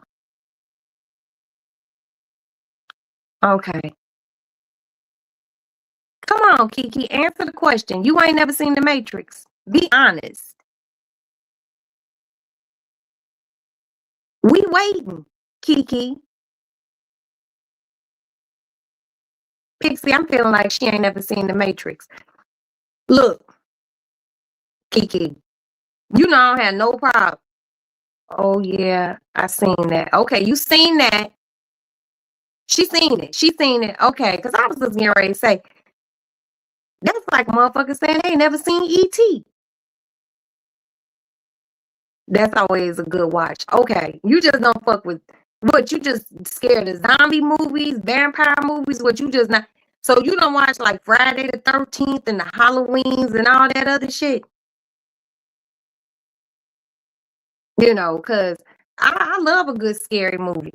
The only movie I don't fuck with, hands down, and I ain't watched it in its entirety in years, the motherfucking Exorcist. I do not watch that movie. I remember the first time I seen that movie, it was back in the 70s. That movie scared the shit out of me. And it came on regular TV. I think it came on like CBS. It was like one of, you know, you seen E.T. Okay, whew, Lord. You know, Exorcist came on. I watched it as an adult. I seen The Exorcist 2. And I seen The Exorcist 3. But that Exorcist 1, that shit had me scared. Halloween. Hello, Barry Carson. How are you? Good evening. Good evening. And welcome to the Lady Lounge. Nah, but The Exorcist scared the shit out of me as a child. Like, I was just like, and then they did a remake. Like, they remastered it and re-edited that shit.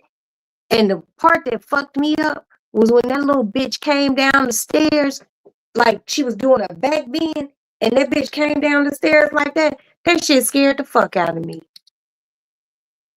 I watch vampire movies, just Living Dead. Okay. You don't like to see the Living Dead movies because okay, I respect that. But if we do have a zombie apocalypse, girl, just get in touch with me. I'm gonna tell you how to get through it. Because if you don't watch no zombie movies, you ain't gonna know how to make it through that shit. Okay? The Exorcist fucked you up as a kid. Yeah. Why did our parents let us watch that shit? Me and you around the same age. Why our parents let us watch that type of shit? You seen The Exorcist though? And you were scared too, Kiki? Yeah, that shit didn't make no sense. But then I was thinking, now you know that movie that came out over the summer. Not this summer, like last summer sometime. Not this past summer, the summer before. It had who was in it? I forgot who was in it, but I know Glenn Close was in it. And she was like the girl's mama, and that's when she was like possessed with the devil or something. She goes, I can smell your nappy pussy. Now they said that happened over in Indiana somewhere, and that was a little black boy that was possessed by the devil. I was like, well, I know you lying. I know you lying. Because you just don't be thinking that shit happened to black people a lot. Because in the movies, it's always some white person. You know what I mean? So you just be like, but guess what? I don't want to find out, and I don't want any of my kids to ever go through no shit like that. That shit is crazy. Yes, Pixie. Look up the movie, the demon movie with Glenn Close in it, and Google that shit. It was a black family and they lived over in Indiana. Somewhere over in Indiana. They probably stayed down the street from you, girl. I'm just fucking with you. But no, look that shit up. Look that, just, I guess you can Google Glenn Close movie on Netflix. Movie that Glenn Close was in on Netflix. Where she said, I could smell your nappy pussy. That shit was in Indiana. And after they got the demon out the little boy, they left.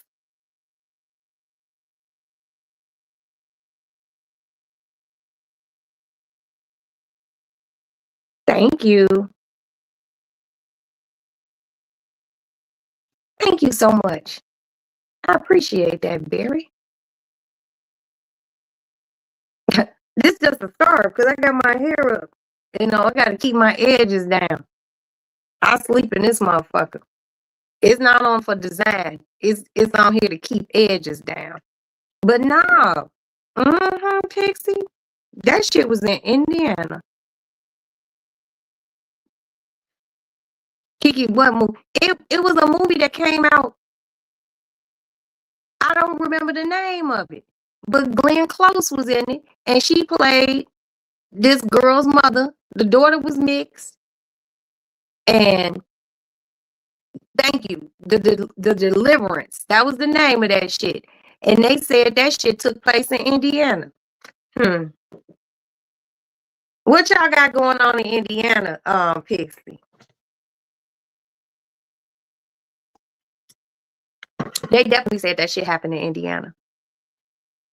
And the Exorcist, the one that we watched when we were kids, let me tell y'all, is based on a case. And it wasn't in Washington, because that's supposed to happen in Georgetown, Washington, right? It's based on, they say, an actual exorcism in St. Louis, Missouri. Yeah. Look it up. It happened back in like the 50s or 60s. But they said it happened in the movie The Exorcist is based off of real life events that happened in St. Louis, Missouri to a little white boy.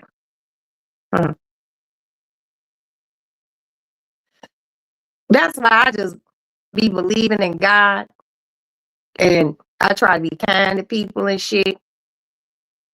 You know, I do be having some ill ass thoughts in my head, but then I ask God to take them away, because I don't want nothing like that. I don't want nothing like that. And then, you know, you got to look at some of these scary movies. It don't be a lot of us, representation of us. What about the Warners? Who's that? Who's the Warners? Is that a movie or something happened to somebody named the Warners? Pixie, you got to get more intel, baby. Yeah, the Deliverance was real too, they said. And this shit happened in Indiana. But see, that's why I be saying, like, some of these movies, when they don't be having a lot of black people in them, you know why. You know why. If it was a movie with black people in it, it's about a 25, 30-minute movie. Because guess what? Some weird shit kick off, we leaving. Now, y'all, I'm black, as you see. And I be nosy. I look out the window.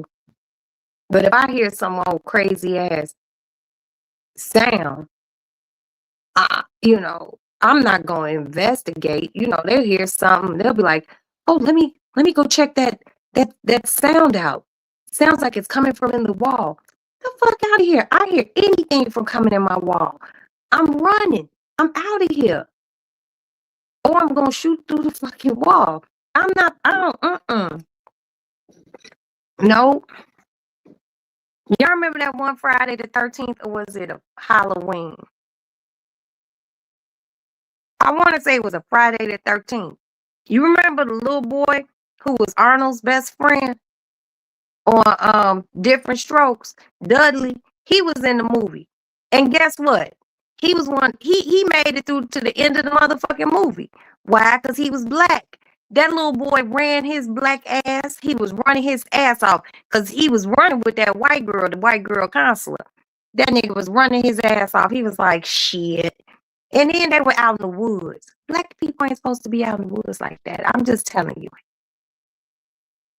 My kids went to a sleepaway camp for 5 days. I hardly slept the entire time.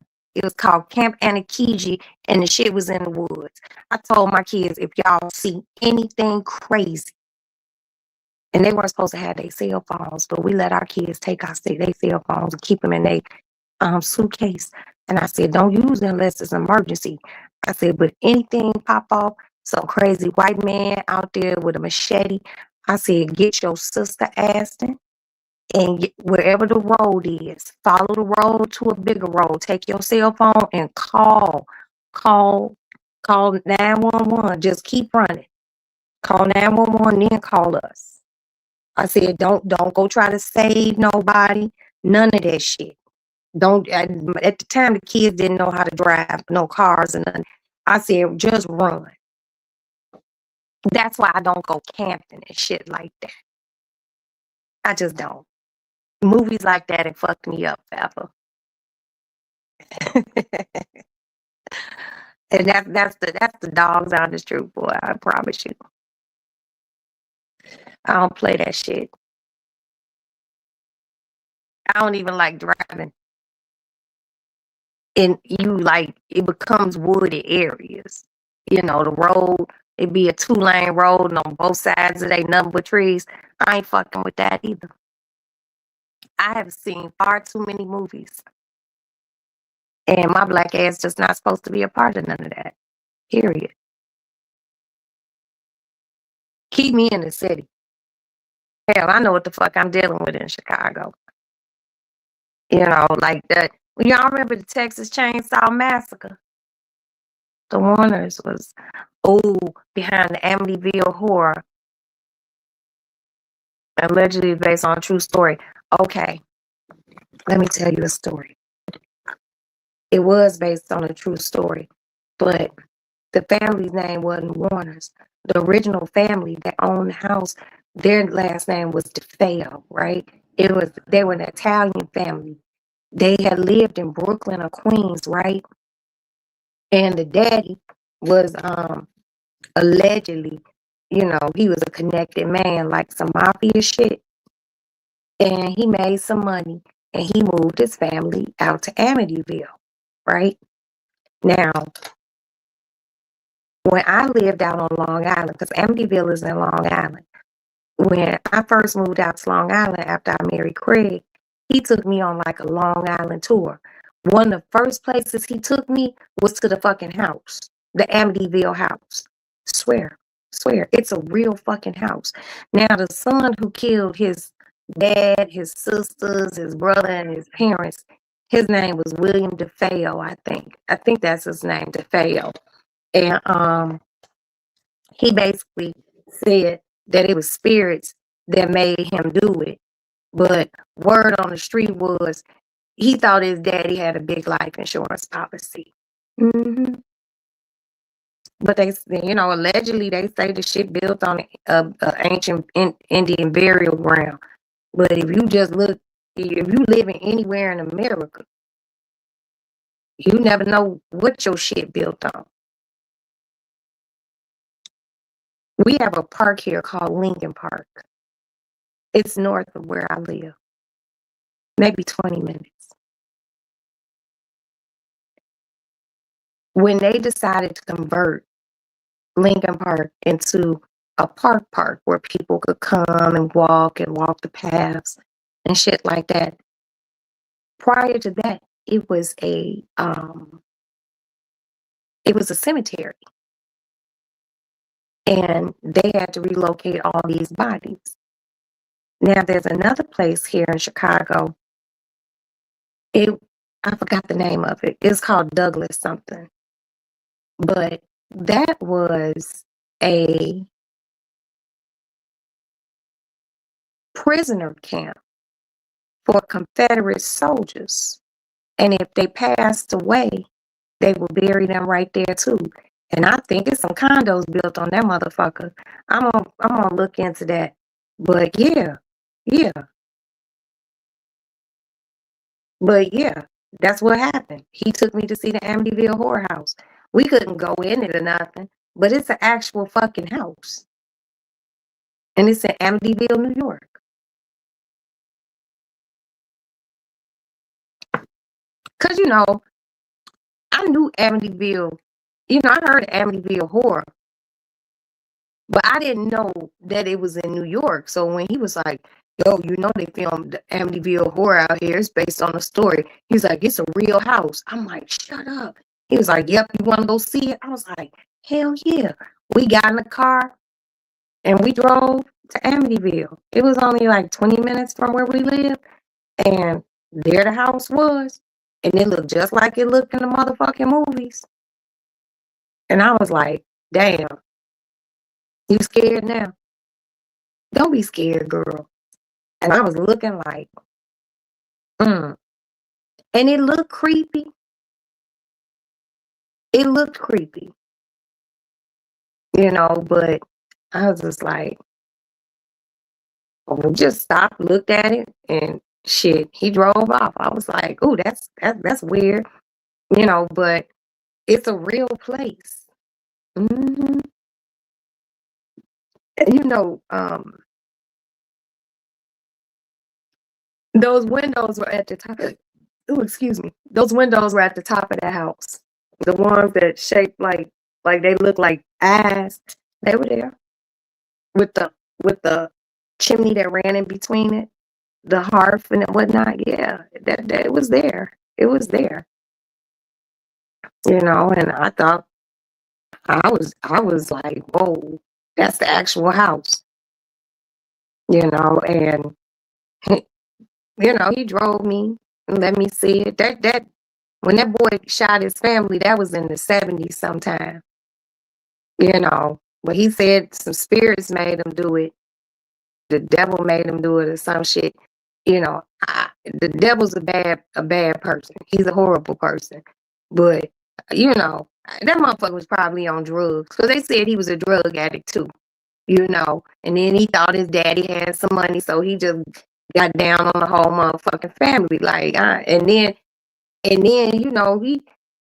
ran. You know what I mean? That's how I know it wasn't no shit like that. Cause if he was really crazy, his ass would have stayed there. He wouldn't have went and hid out.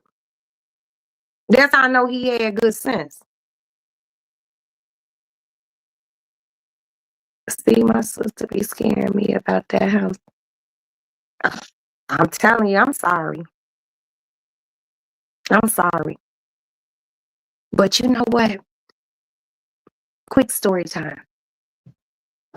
So, me and Craig were looking for a house, right?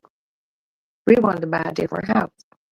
And one of the places we went to look, we went out, we seen some places in Connecticut. They were really, really, really beautiful. And the one I wanted really, really, really bad, he didn't want to get it. And it had a swimming pool on the inside of it, right? It was beautiful. The last house we looked at was in Stony Brook, New York. This is out on Long Island. It was an old, when I say old house, it was an old house. And it was white. And y'all remember what the front of the house looked like on the Fresh Prince of Bel-Air? That's what the front door area looked like. It had the little columns and shit. And you walk in and you could feel the oldness in the house, right? So you walk in, you were in a hallway, a big ass foyer. And to the right, and I hate that I remember it like this, to the right, there was a room and it had bookcases in it. The house was empty. A real estate agent took us to see it. And she was like giving us a tour and shit. And she was like, so this house, this room right here would have been like a study or something, like a man's office. And then right across from it, there was a thing called a parlor. And a parlor was basically Good night, Kiki. Thank you for being here. Get some rest. And then there was this parlor room. Then there was a staircase right in front. But off to the right, a little further up, there was this room. It was like a living room, but once it kind of curved in the back of the house, it was like a mini ballroom with like a beautiful floor, and it had these floor to ceiling like French windows. And then there was a kitchen. I wasn't very impressed with it. It was really old. And then we went upstairs, and I was just like, it just wasn't, there was no modernization in it. Yeah, a parlor.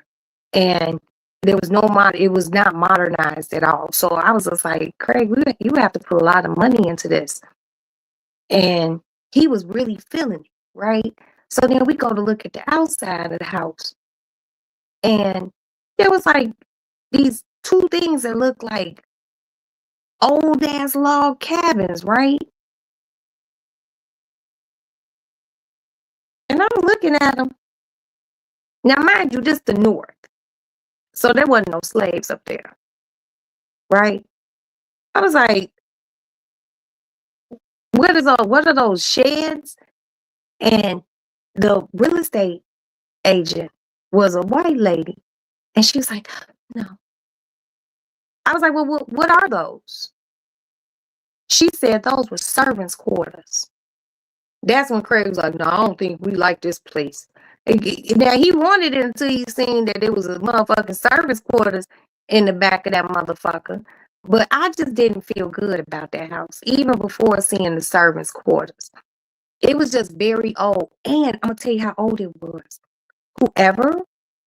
Whenever people were living there, right where the parlor, not the parlor, where the office was, there were like notches on the wall. What the notches were was somebody had a child, and every time the child got taller, they would notch the height of the kid. They would just notch it in the wood. I was like, nah, this motherfucker got a little bit too much history. You know, that's the type of house that, motherfuckers had their babies in, and see, the thing about parlors are, a lot of people don't know this, but here at the Lady Lounge, I'm also going to give you a history lesson. See, people think parlors are just for people when they have visitors come and they say, you can go sit in a parlor. Mm-mm. You know what the parlor was? Yes, it was a receiving area for guests. But I'm going to fuck y'all heads up. Have you ever heard of a funeral parlor?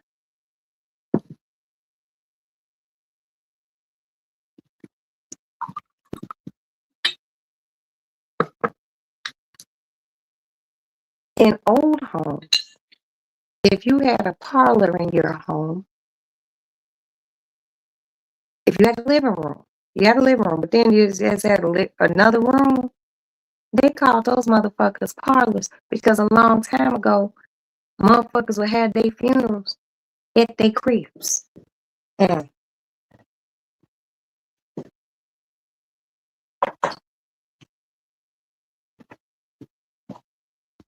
Now, a lot of people don't know that.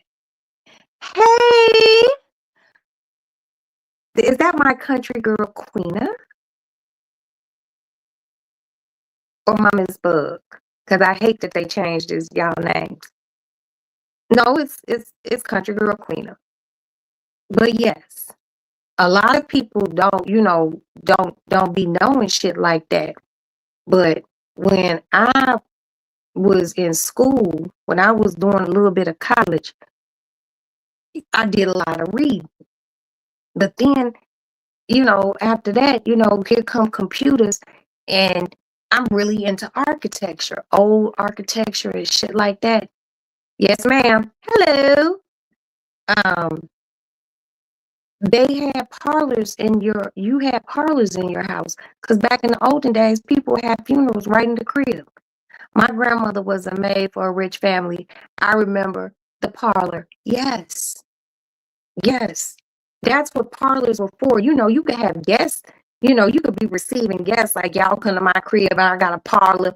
If you rich enough, you had a motherfucker answering the door for you. And they would be like, please wait in the parlor. Miss Roxanne will be up here in a minute. But that parlor also fucking doubled as a funeral parlor. See, they don't call them funeral parlors anymore. They call them funeral homes. But that's what parlors were for. I can still smell cigar smoke. Ooh wee. Yeah, see, certain things just be like they just be in your memory. But that's what those older homes, were for. So when you like, because I remember being a kid and listening to adults talk, and an adult would say, "Yeah, we got to get ready because we got to get over to the funeral parlor." Before there were funeral homes, there might have been like somebody who would prepare a body, but you was having your funeral at the crib. Yes. Especially if you had enough room, your shit would be at the crib. If you had a big ass house, you might have a parlor.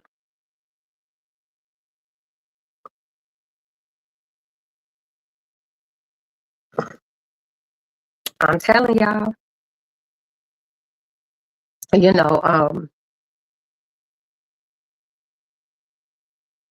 sometimes people don't be knowing that. So if y'all ever, go on one of those old home tours and shit like that, and you be like, okay, there's a kitchen, there's a dining room, there's a living room. What is this room? It's probably a parlor. And down south, if you own your land, you can have your people buried on your land. Now, my family down in Mississippi, we got a little family cemetery on the land that my family owns. It's a bunch of those motherfuckers buried right there. And they would have the funeral at the fucking crib. And they didn't even have no big houses back then.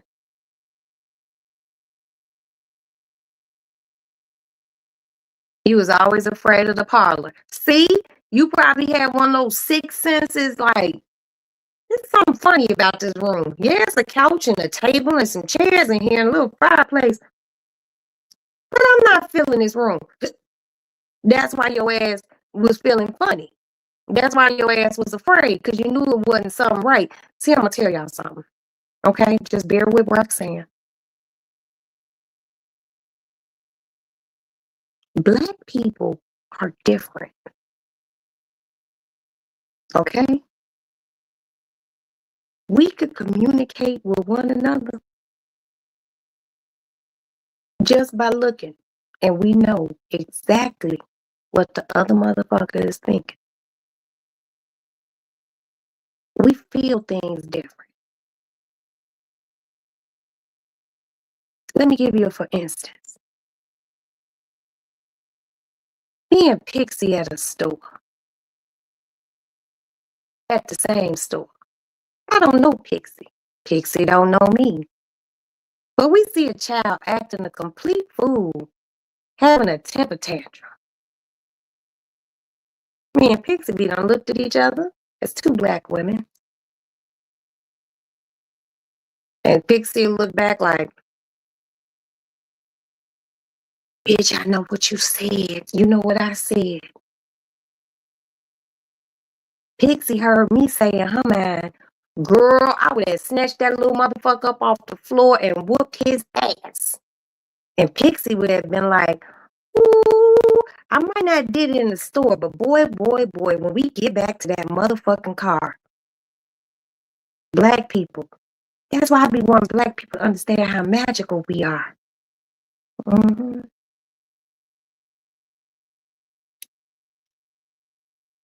We could be anywhere. Anything could be jumping off. It could be a room full of different nationalities of people. But let there be some black folks and some weird shit jumping off. We looking at each other like, all it take that eye roll and that lip to go up like that. While everybody's still standing there, black folks would have already exited stage left. Just like that. I'm telling you. But no, that's probably why you was feeling uncomfortable. They do have some little cemetery plots here. I'm telling you, a long time ago, if you had enough money, you could be buried on your own shit, especially in the South and probably certain places in the city. But then, you know, things change and laws change and whatnot. So they be like, you got to get planted at a cemetery, you know.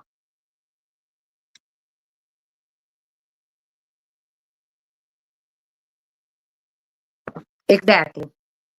You know, but that's probably why you felt uneasy, you know, about that parlor in that house.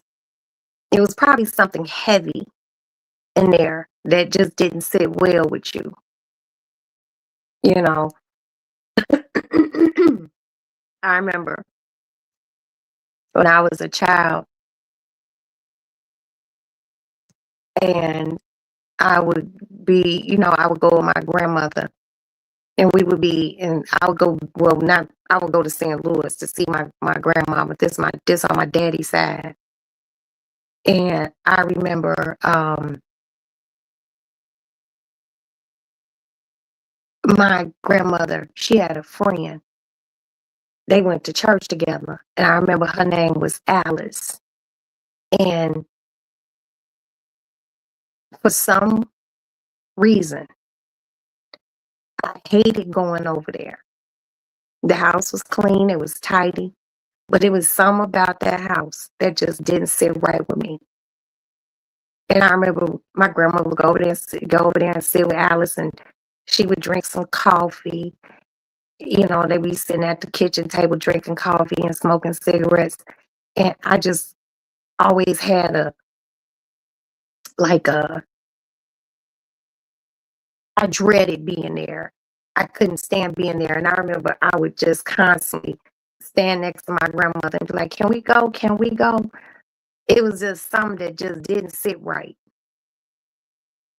about that house. It wasn't no big house. It was a little bitty ass house. But it just didn't sit right with me. And I don't know what it was. But when we would leave, I would feel like a weight was off my shoulders.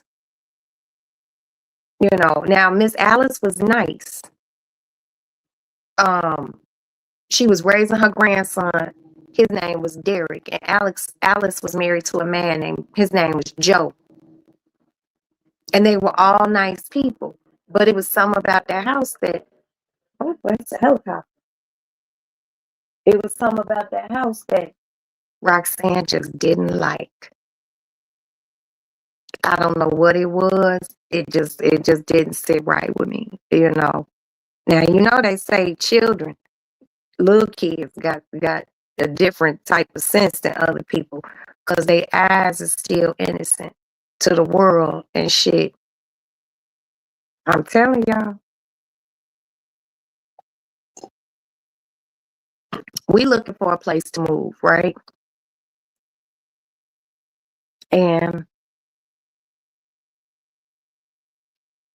I physically have gone to look at some places.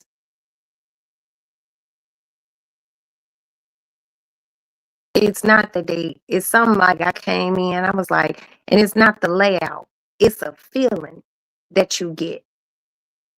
And I was like, I don't like this. And they were like, well, Roxanne, you didn't even look at the rest of the place. I don't like it. And I had to tell my real estate person, if I get to that motherfucker, I don't give a fuck if I don't step foot in that bitch. If I say I don't like it, don't try to push that shit on me. Period. If I say I don't like it, I don't like it. Let's go to the next motherfucking place. Because I'm a feeling person. I'm a very feely person. That's why, you know, a lot of times people would like to take my, me being me is like kind of weak. No, I'm very, very in tune. And if a place don't sit right with me, it just don't sit right. It don't. Like here, when we came and looked at this place for the first time years and years ago, I dug it. I was like, I like it. I felt something warm about it.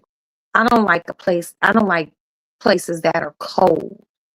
I don't like places that are overly modern and stuff like that. I like warmth. You know what I mean? And my husband's like, well, you can go look at the inside. I was like, can you just trust me when I say this ain't the place for us? And he'd be like, oh, okay.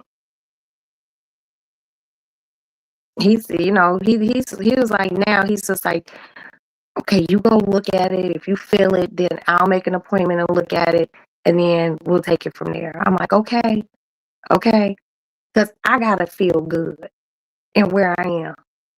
I gotta feel good where I lay my head. I gotta feel comfortable with my husband and my babies sleep and my cats.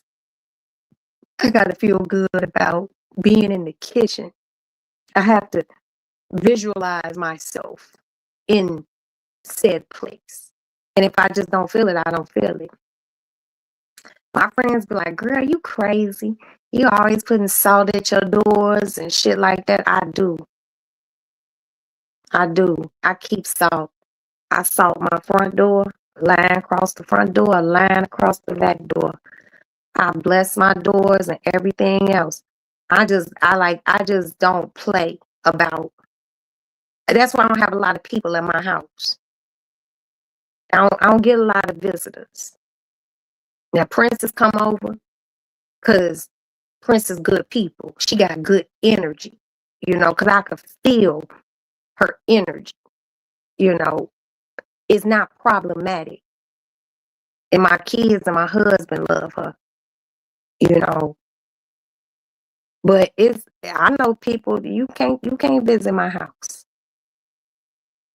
You carrying a yoke on you. And you not crossing my threshold.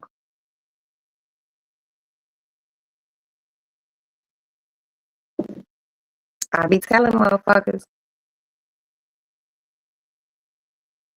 I don't play that shit. That's why you gotta be careful about who you let in your crib. Because a lot of people come with bad spirits attached to them. Hates. And they don't even know that they got them. But you could tell by how they act. They uneasy people. And sometimes you don't know until later on down the line. But once you figure out this, this person done been there, you have to bless your home and pray over it. That's why I don't have no bunch of people in my house. I don't. Last time somebody who doesn't live here was in my house was yesterday. Was it yesterday? Yeah, no, Tuesday. My attorney was here. She came upstairs because Maddie watched her daughter because she and I had to go take care of some business. But she got good vibes. Everybody ain't no good vibe motherfucker. And what's crazy is a lot of times I see it and I still have tried to be a kind of person. 2026 hit, I said, fuck that.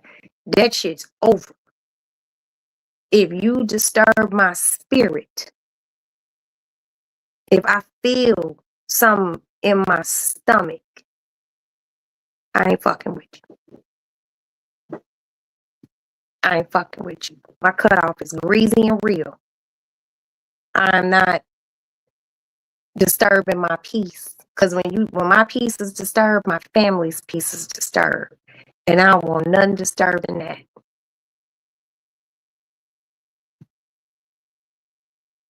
Fix that.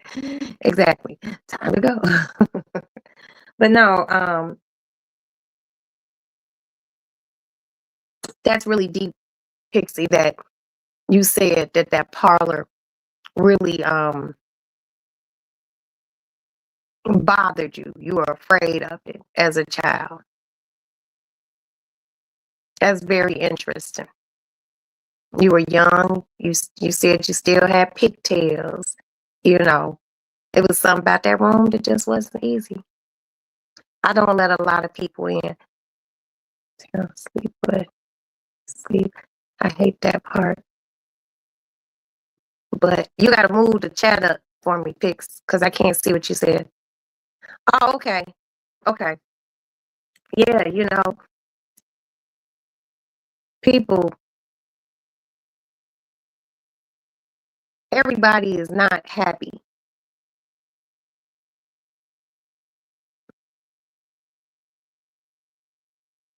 Everyone's not happy. And everyone's not going to be a happy person. But when you meet someone who is just genuinely a happy person, hold on to that person. Be it a homegirl, a homeboy, hold on. Because there's some sick ass motherfuckers out here. And like I said, they are carrying, it's a yoke, like a yoke that will go around the ox's neck. Something is heavy on them. And they want shit to be heavy on you. Use, okay, hold on.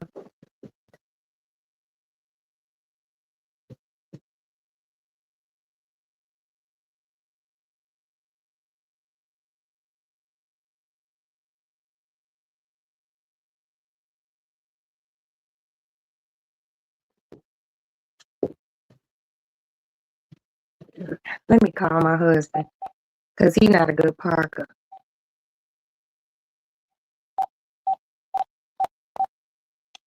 And you know what's crazy? You know why he's not a good parker? Because he be driving those police cars, and they don't got to park correctly.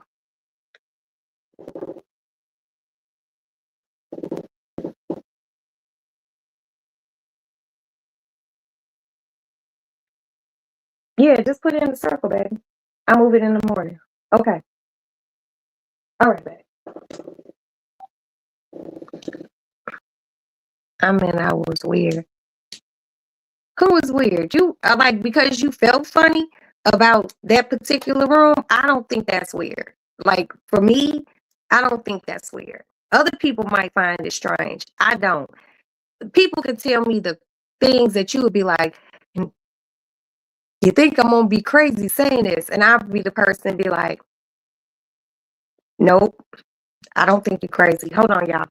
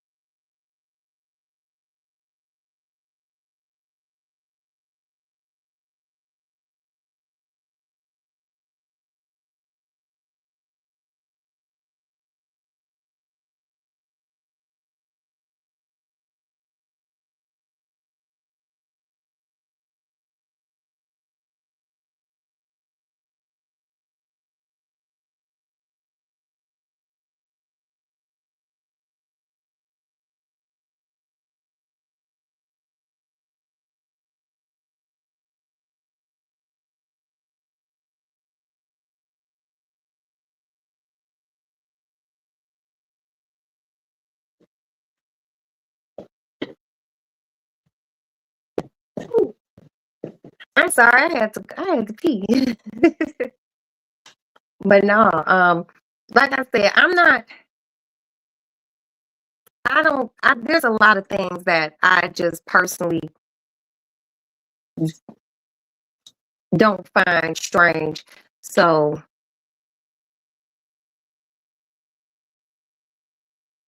you know, so don't ever feel like if you want to tell me, I'll listen. But trust me, I'm not gonna find it strange. Now, if you tell me some really way out shit, I'll be like, yo, you fucked up.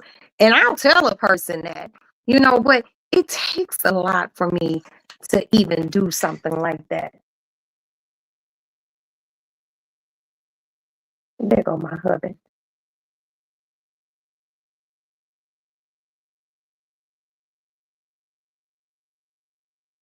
Now he gotta go check the car to make sure the car door's locked.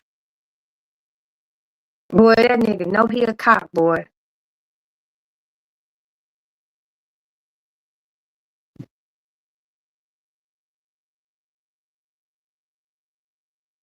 Yes.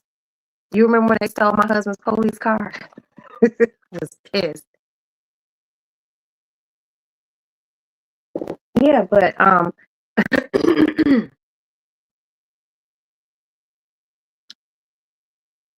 just growing up, getting older,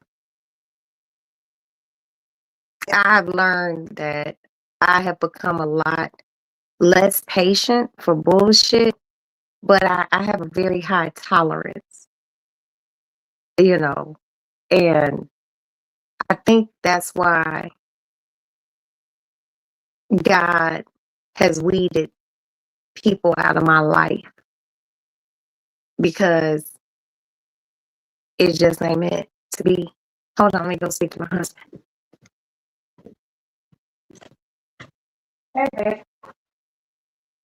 Welcome home.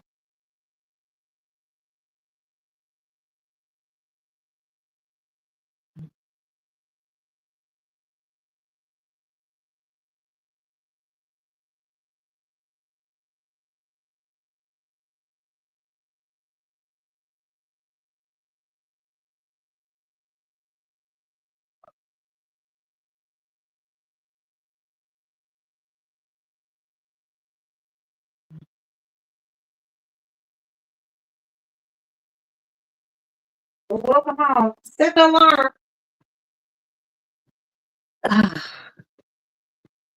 You know, about a month ago, one of my girlfriends that I've known since the fourth grade, we talk from time to time, and we like to talk about when we were kids and growing up in South Shore and just laughing and talking. And she told me that a lady who I had been friends with also from the fourth grade, me and her stopped being friends about 5 years ago, 6 years ago. She goes, yeah, she called me and she said she wanted to talk to you. Me and her stopped being friends on Christmas Day.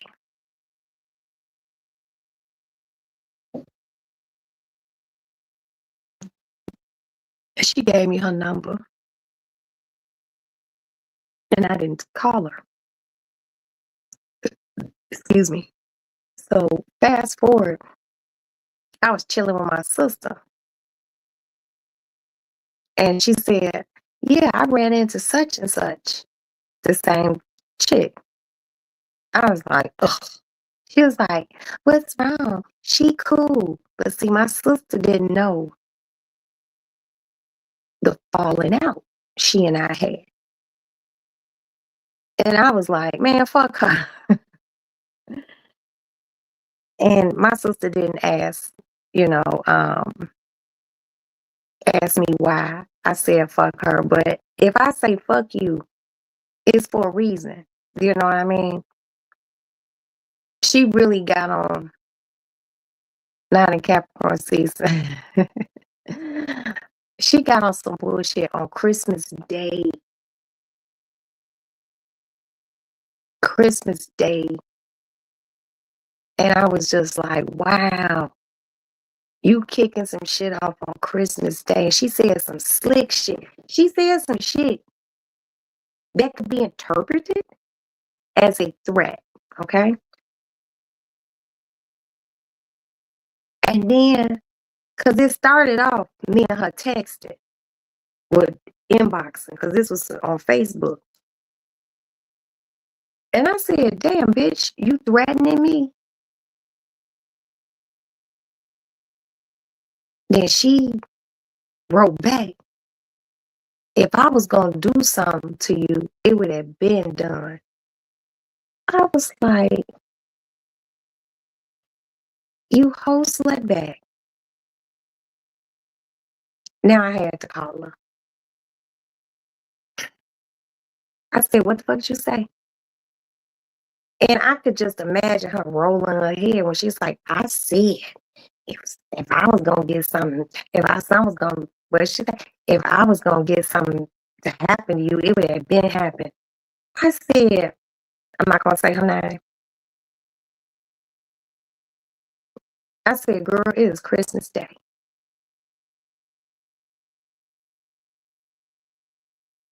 I was like, what you said prior, and I asked you, was you threatening me?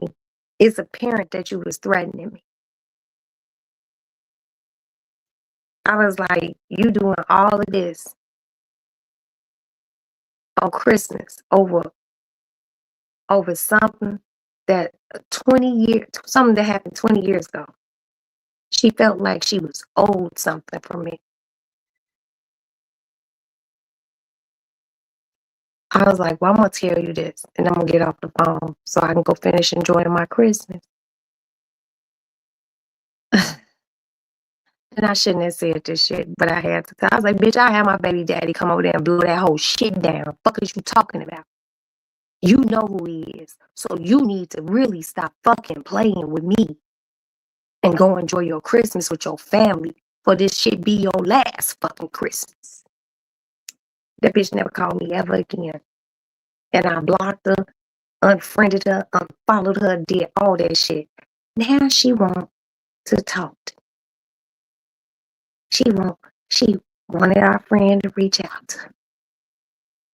Because she's in church now. This devil's in the church. You got me fucked up.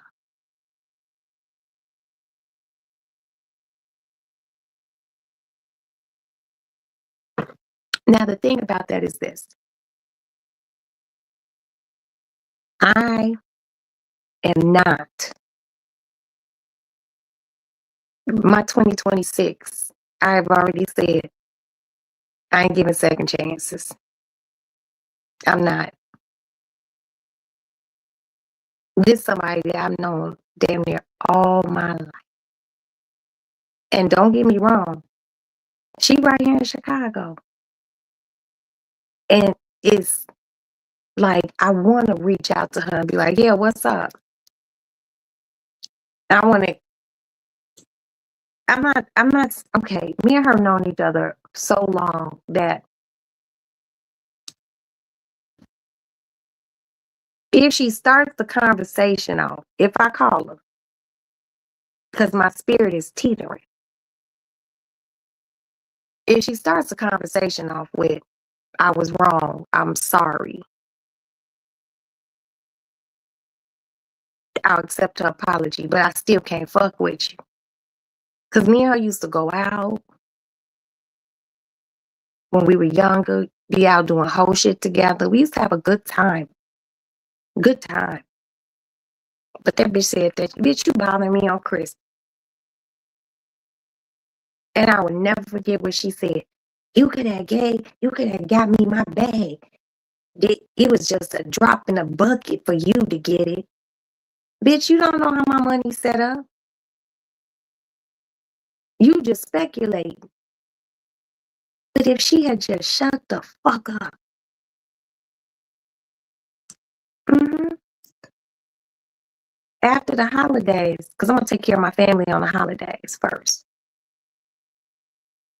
After the holidays, I would have replaced her Louis Vuitton duffel bag that I didn't lose, the airport lost. But she come talking greasy on the fucking phone on Christmas because she seen me live on Facebook because my kids were opening their Christmas gifts. And yes, my kids had they was a little bit younger, you know, they was a little bit younger, high school, like they was younger, but they weren't little kids. And I said my kids' Christmas the fuck out that year. Crazy. You know, if I could find a picture of that Christmas, I'm gonna post it on my Roxy's Lady Lounge Instagram page, and I'm gonna post it if it will fit on my YouTube wall. I mean, yeah, I guess it's the wall. I don't know, but I couldn't believe her. I was just like, oh wow. And I don't do threats, and I don't do you talking greasy. And she's here. Now, I don't know if she live in the same place she was living when me and her were cool, but bitch, you here in Chicago. It ain't nothing but a thing. Chicken wing was good. And but I hated that I had to tell that girl that. But she pushed me to that.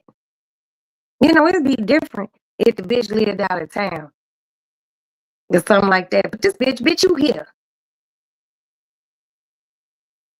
You this what you really want to do?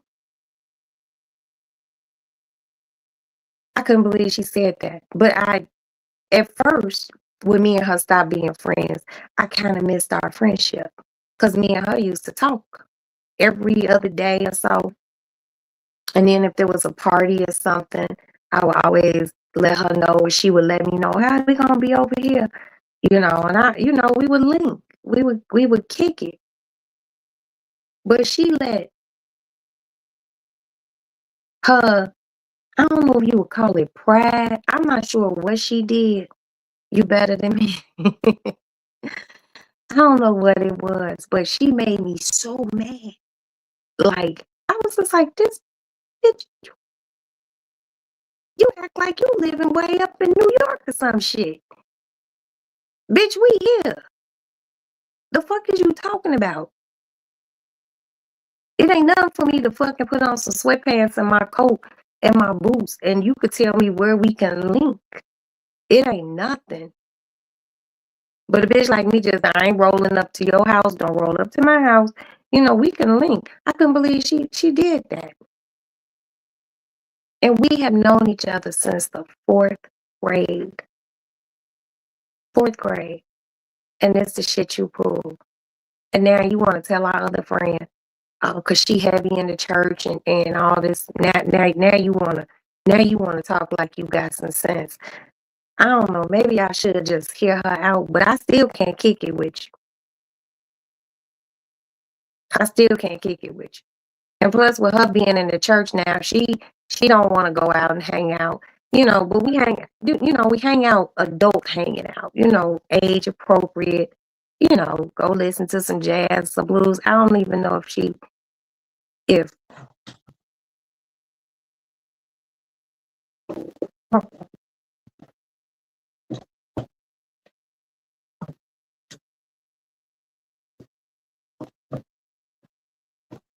I don't know if she would want to do that. But I don't trust her because motherfuckers say the thing just because they say, oh, well, she's in the church now. And what that's supposed to mean? I know people can change and convert, but like once you broke that trust with me, I don't trust you. And that's real shit. And like I said, my girl, her name was Monique, and she let me know this March, February. I talked to Monique like end of January, early February, you know. And she was like, Roxy, don't be like that. I'm like, girl, please. I was like, I got to think about that. But see, if I had told my sister what she pulled on me, my sister would probably been like, oh, no, don't fuck with her. Don't fuck with her. Because that's, you know, my sisters are my younger sisters. But believe you me, they going to take my side. Because I'm going to tell exactly what happened.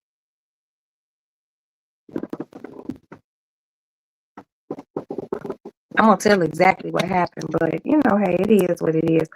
I won't have to keep giving that continuous thought because me and her be in the same places.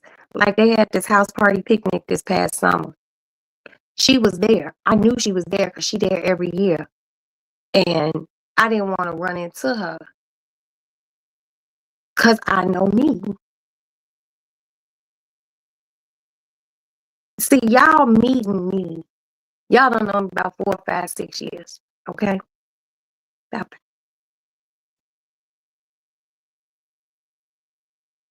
it. I am fundamentally the same person I am on here as I am in real life.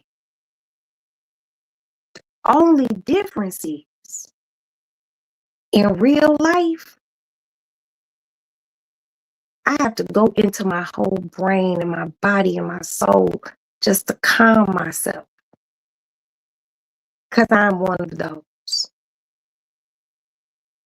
I'll be one of those motherfuckers that they don't put the camera on me because I'm fighting somebody. And I'm too old to be doing that.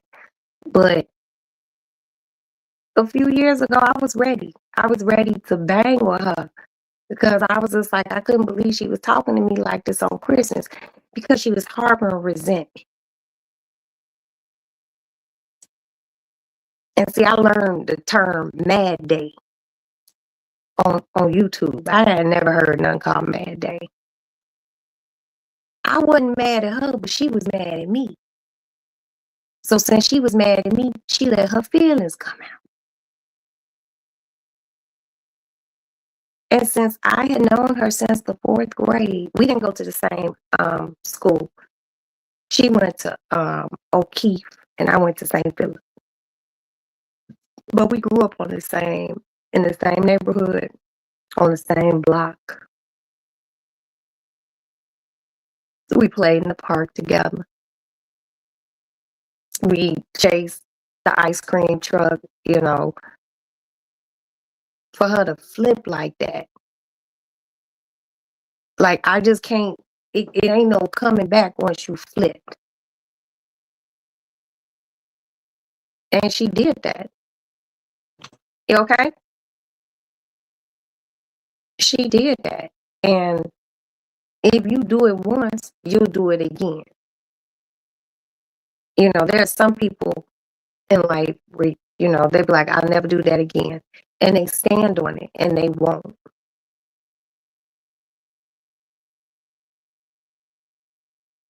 She makes me feel like, you know, we'd be cool and then someone would set her off and now we talking shit again. But we too old for that shit. I'm 55, she 55. You know, she already harbored resentment.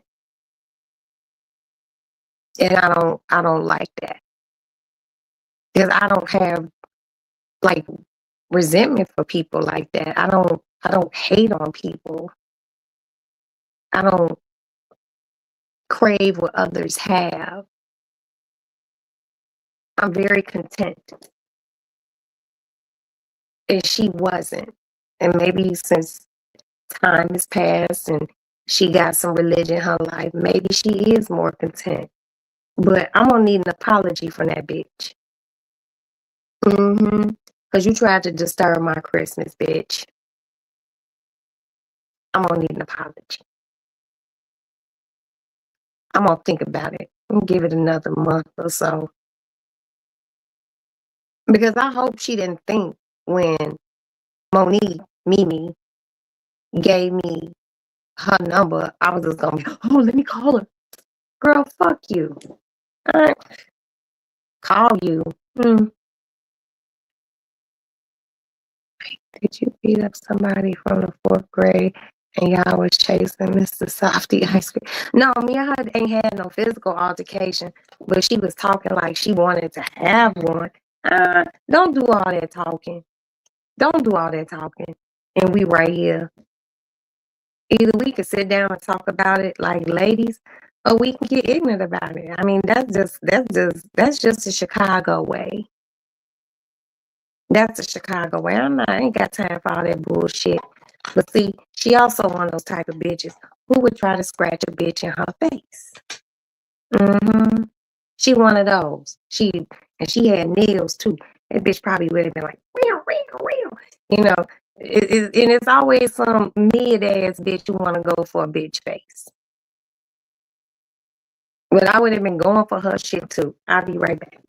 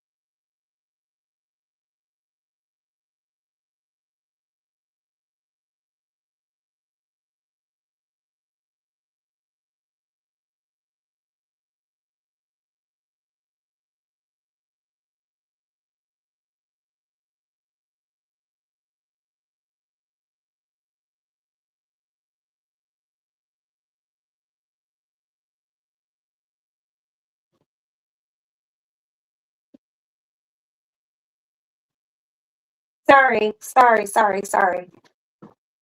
I was asking my husband, did he want me to make him a plate of food or something? Because he got a few leftovers. But he said no. He said he don't want a plate.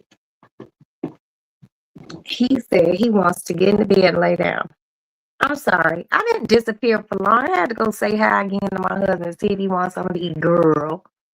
But nah,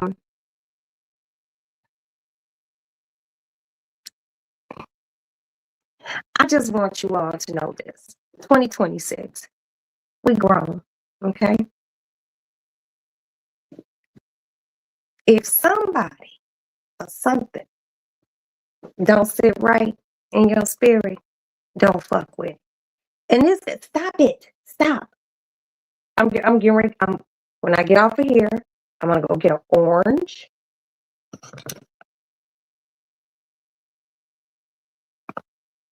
And I got my water and we can get in bed and watch TV, okay? Okay, you can't force me to love you. I already do. I love you. Yes, I do. Okay, get down. Get down. Let me tell y'all something. I am so right now where I am in my life. I could have something planned to go somewhere, and I wake up, I could be using the toilet and be like, I'm not going. And I just don't go. If someone's telling you don't go, it could be something that you think is important. 'Cause I like if your spirit telling you don't leave your house, don't leave. That's what I be on these days. And that's why I say it's kind of teetering right now. Because I kind of want to say, I want to hear her say sorry. And I want to hear her reason for treating me like she treated me. Because I was always nice to her. And it looked like she had been nice to me. But if you could flip on me like that, that means you've been having some resentment.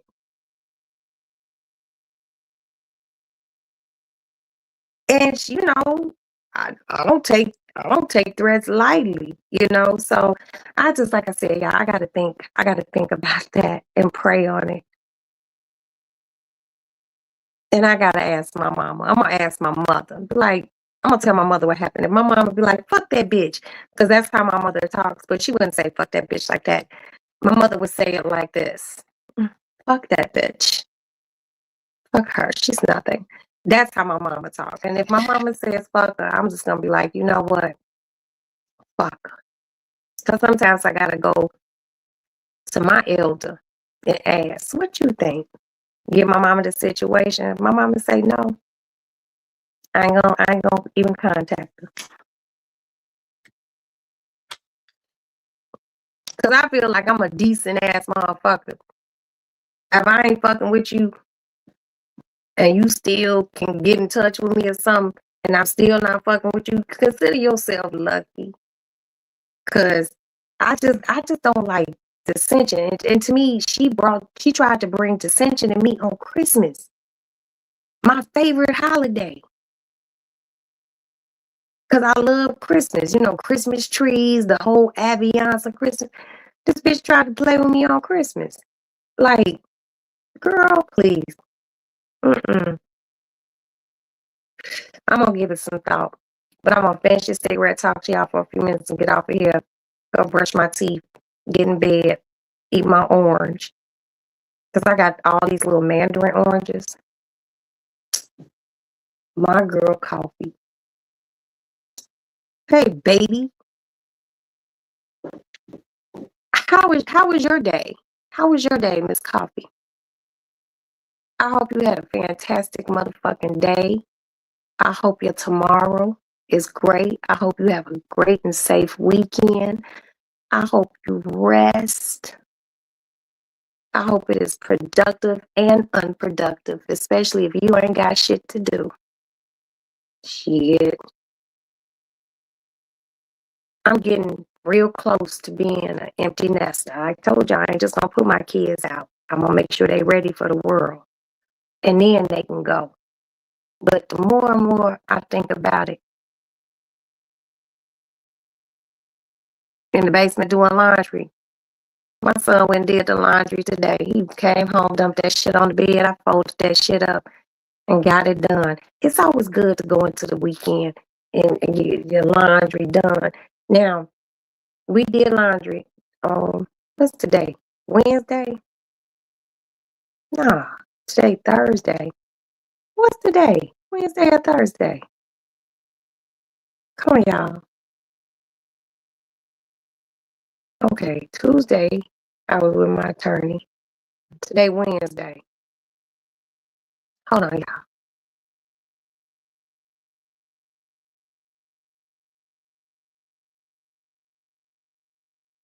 Oh, Maddie sent me a picture of her and the cat. Yeah, tomorrow's Thursday, so today's Wednesday. So, no, technically it's Thursday now because it's after midnight. But Wednesday we do that. We either do laundry Tuesday or Wednesday because that's when my son off work. You know, so by the weekend the hamper ain't full. You just be wanting to have some clean laundry and shit like that.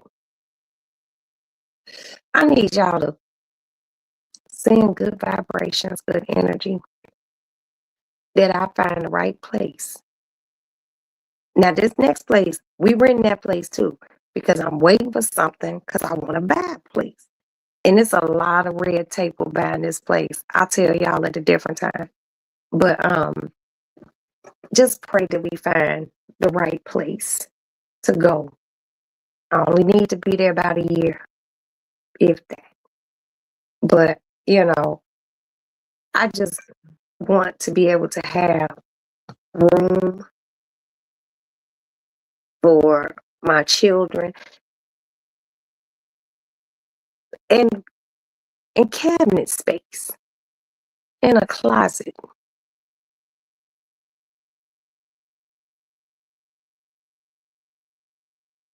Oh, it's one there. You an hour ahead of me. That's that East Coast time.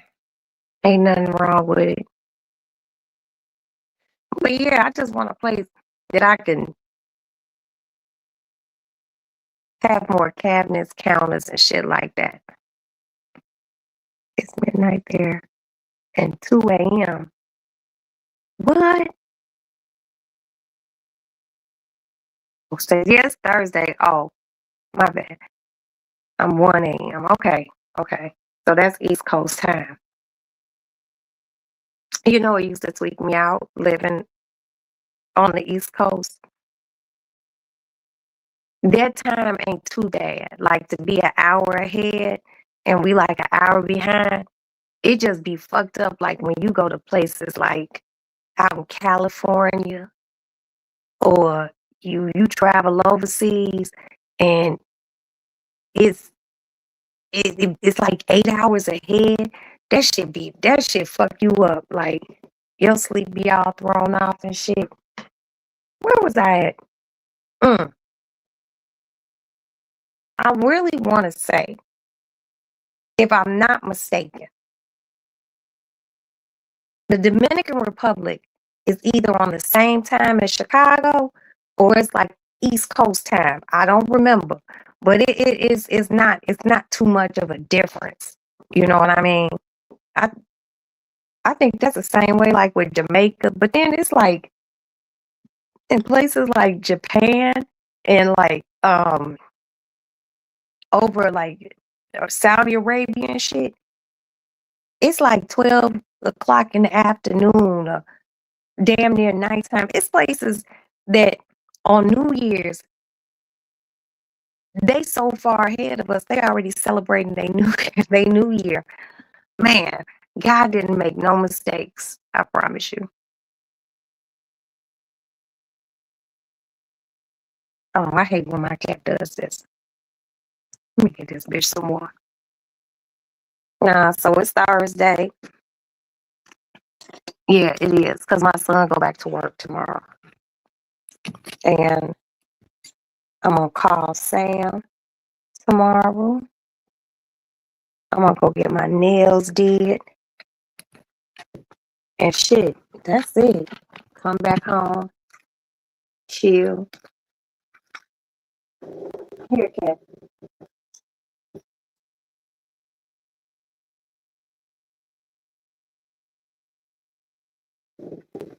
I keep my little jugs of water for my cat. I ain't got nothing to do this weekend. I probably go buy my hair weave, get my hair done before I go out of town. And shit, that's about it. Go drop my shoes off tomorrow to get fixed. But past that, I ain't doing nothing. I be just wanting to chill, have a good restful weekend. But I think Sunday, because I don't want to cook. I think I'm gonna run to the little soul food place here in Chicago. It's called Pearls. I think I might go to Pearls and get me a soul food dinner. I'm gonna give me some. I might give me some short ribs, some greens, some macaroni and cheese, some yams. Come back home, get in my bed, watch TV, get Maddie a dinner, get my son one, cause he be at work and he can come up. He get off work on Sunday at 7, and shit, lay up in bed, eat some soul food, watch TV. Might do a live. Who knows? Just chill. I'm waiting for the summer, y'all. I'm waiting for the summer. Bitch got skinny now. I could wear some few little different clothes. Me and Princess could be out in these streets and having us a good adult time. So, yeah, that's where I am.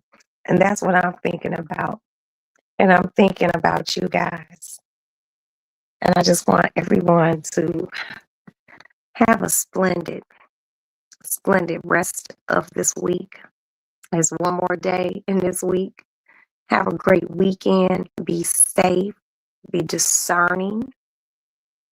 I would like to thank my Coffee Black for being here. Thank you so much. I appreciate you. I would like to thank my country girl Queena, my queen. Thank you so much. I would like to thank my little fairy, my pixie dust, my pixie, my little fairy lady. And we have a new face in here. I would like to thank my big sister, OG Patrice. Thank you so much for stopping by. I know her ass is asleep. Thank you.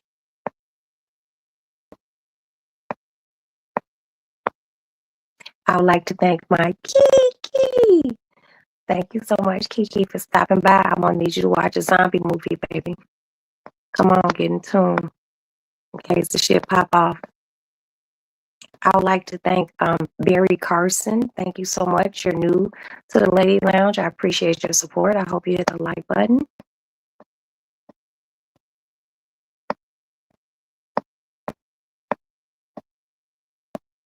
That's why I like my chats to be small, so I can just thank the people in here shit. Because if I had like 300 people, I would just have to do a general thanks to everybody for coming back. And that's just too much for me. That's too much. I'd like to thank my Chicago and my JBs. Ooh, thank you so much for stopping by, JB. Love you much.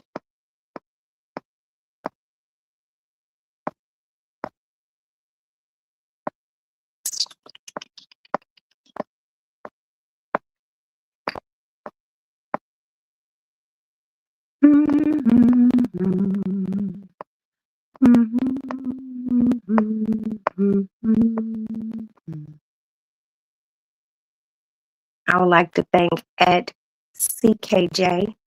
Thank you so much for stopping by. I think your second or third time here. I appreciate you. You don't go unnoticed, sweetie. I would like to thank House of Queens TV. Thank you so much, for stopping by, sweetie. I appreciate you. I really do.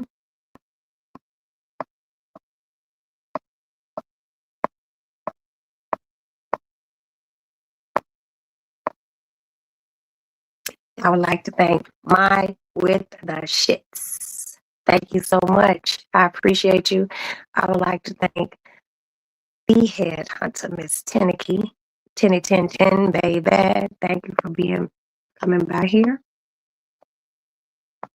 And that is it. And I would like to thank the replay gang. If you see this, hi, I love you. I hope everyone hit the like button. God bless you all. I will come back tomorrow if time permits. Yeah, and if I go drop these shoes off, you all could go with me. So that's it. Good night. God bless you all. God bless your families. Get some rest. And nothing but good, positive energy to all you. Bye.